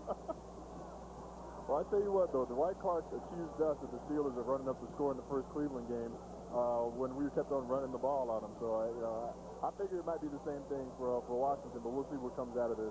Well, the bad news is that Clark can't accuse you of doing that in the second game. The extra point is up and good, and so Simpson, with his 3rd touchdown of the game, has made it 30-7, and no surprise, our UPMC player of the game is fullback and linebacker Lanfer Simpson. 20 rushes, 99 yards, 3 touchdowns. He's got 3 sacks by himself, 10 tackles. Other than that, I think he may have made the popcorn on the way over. The extra points, the kickoffs. I mean, what didn't he do in this football field game? Goal. He got a 32-yard field goal. I mean, absolutely incredible. I'm very impressed with him as an athlete, and I'm sure there's a lot of college scouts out there that also are impressed with him. That's no kidding about him growing up on a farm, and he gets up every morning at 4 a.m. and does the chores. I know that happened a lot to you living in suburban Chicago. Did someone say he got ran over by horses a couple of times, and that's why he's as tough as he is? Yeah, he did. Well, it's changed. He's still doing the chores on the football field. That's right. He's definitely the workhorse. Outstanding game by Lanfer Simpson, but Lee Fritz played extremely well. Defensively, Greg Carson, the center, and middle linebacker. This is a total team performance, and frankly, I don't know that anyone expected a 30-3 ball game. I know I didn't. Well, I have to say that I did. By watching the games last week, you know, I just felt that Washington was outmatched. I thought that the speed and the strength and the size of Waynesburg was too much for them to handle over the long haul. I didn't envision it being this big of a difference in score, but I definitely thought that Waynesburg was going to win the football game. And they have. There's Russ Moore celebrating his first championship. Wingfield with a nice kickoff return off of the 44-yard line. Made the tackle. Bryce Free made the tackle. Still in there. Starting cornerback and also the starting tailback. So Washington High finished their season with an outstanding year. 11-2, and any way you slice it, you know, this is their 5th championship appearance since 1990. 5 in 1 decade. That's just an outstanding job by head coach Guy Montecalvo, and they'll be back again soon. Here's the long pass ahead, and Jennifer Clark. Coverage on the play. At the end of the game, they're showing some life on their offense, and the guys just not coming down with the football. Unfortunately, that's just been the way it is for them today. And Jason Ellis, I'm afraid, is hurt earlier, and this is Mark Clark, who was hit after the ball was overthrown. He came in to replace Mike Sutton, and this is a team we mentioned about 2 players, one playing with a dislocated shoulder, the other with a separated shoulder, and since the midway point of the season, they have been putting together sort of a patch-quilt offense. They have not been able to remain healthy. There you see D'Angelo Velez. He had an interception early in the ball game, and he went out for a time with the injury. Here comes the coach's son into play. That's a great story. Oh, good. Jimmy Montecalvo, number 42. There's Guy. There's Jimmy Montecalvo. He's a senior, so this will be his last opportunity to play. Well, I tell you what, the kids at Tyrone are going to be looking at this film this week, and you know, I'm sure it's going to be a little intimidating seeing these 3 monsters coming at them. So the defense of Tyrone is they've got a task ahead of them, and that offense has got to stop that front seven because they're playing very, very, very well, and that's going to be interesting to see how that turns out next week. You know, Lee Fritz kind of saves his best for the biggest games. In the regular season game against Washington, he was 8 for 10 for 197 yards. Now, we haven't seen him pass like that today, but that shows you he is capable. In fact, he ran for 3 touchdowns in that ball game. And after a shaky first quarter, saved the best part of his game. There you see Lee. In the second half, a 30-yard touchdown run. And as you mentioned, Sam, his poise, you can just feel it all the way up here, the way he runs that team. Just tremendous sense on the football field. Pass thrown behind the intended receiver. Jimmy Montecalvo, number 42. And Brent Marsteller takes another crushing hit by 2 defenders. It's just kind of epitomized his day today. Let's bring up third down. There's a good look at our player of the game, Lanford Simpson. Is that the stylist down there in Waynesburg with all the different color hair, I guess. I don't see any Italians down there. You don't see Italians with green hair very often. Third down and long. Marsteller looking, throwing over the middle, and it is caught for a first down at the 41-yard line. Clock will stop on the first down with 12 seconds to play. Build for the future. You know, guys, don't give up. Continue to try to make plays. Game's out of hand, 12 seconds left, but you still want to make plays to build for the future for next year, because that's all you can look forward to now. And Wash High is called for a timeout. They'd like to get one in the end zone. Stop and look at some of their point totals this year. Offense has struggled down the stretch. They only had 6 points against Seton LaSalle, won that ball game 6-0, then only 7 in that regular season finale against Waynesburg. But they seem to get it back again, 34 in their first playoff game against Shadyside Academy, the defending champions, then 55 against Quaker Valley, 14 against a very good Aliquippa team. But today, only the 1 field goal. They can put some points on the board, and you know, once again, as we talked about in the first game, there's no losers on that field. You don't get here, you don't end up being 12-2 or 11-2 and end up being a loser. I mean, to be here, you've got to be a winner. We saw Russ Moore modeling for us, probably picking a spot for that 13th Tomahawk for next week's game against Perry. I think a big disappointment today, and a key loss for them is the injury to Michael Sutton. I think that if he was able to stay healthy in this football game, I think he could have made some plays. He was the key in their victory last week, and by him being injured, they took out their primary receiver. David Gregg with the sack. That is the 5th sack, and that will also end the ball game. You are looking at the AA WPIAL champions, the undefeated Raiders of Waynesburg. Well deserved, so deserved. They played an outstanding football game, and you know, this is something, I tell you what, this is something I missed, and you'll never see professional athletes doing this, and even college athletes, but I tell you what, this show of sportsmanship is, to me, is what sports is all about. You know, the walking across and shaking everybody's hands, telling everybody good job and good game. You know, it really brings you back to what football is truly all about, just going out and having fun. We're going to watch this for a while because it is unique. The only time you ever see this is in the end of a series in the Stanley Cup playoffs, and that's one of the great traditions about hockey, and it's a good tradition at this level. I wouldn't mind seeing it even on the major college level, to tell you the truth. Absolutely. It reminds everybody that it's just a game. This is a game. We enjoy playing it very much, but it's a game. And as long as the kids are enjoying themselves and having fun in the game, you know, you're going to win. Some teams are going to win, some teams are going to lose. But it's the coaches that are having their kids having fun playing. Those are the teams that will be the most successful in the end. Our UPMC player of the game, Lanford Simpson.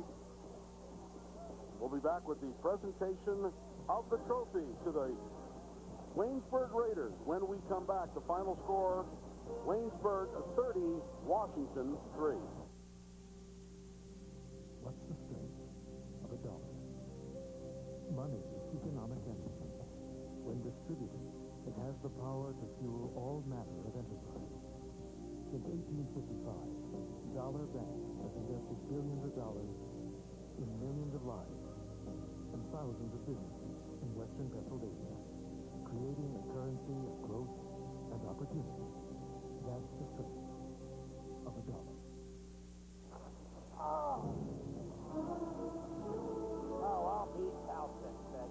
freak injury has forced the Benz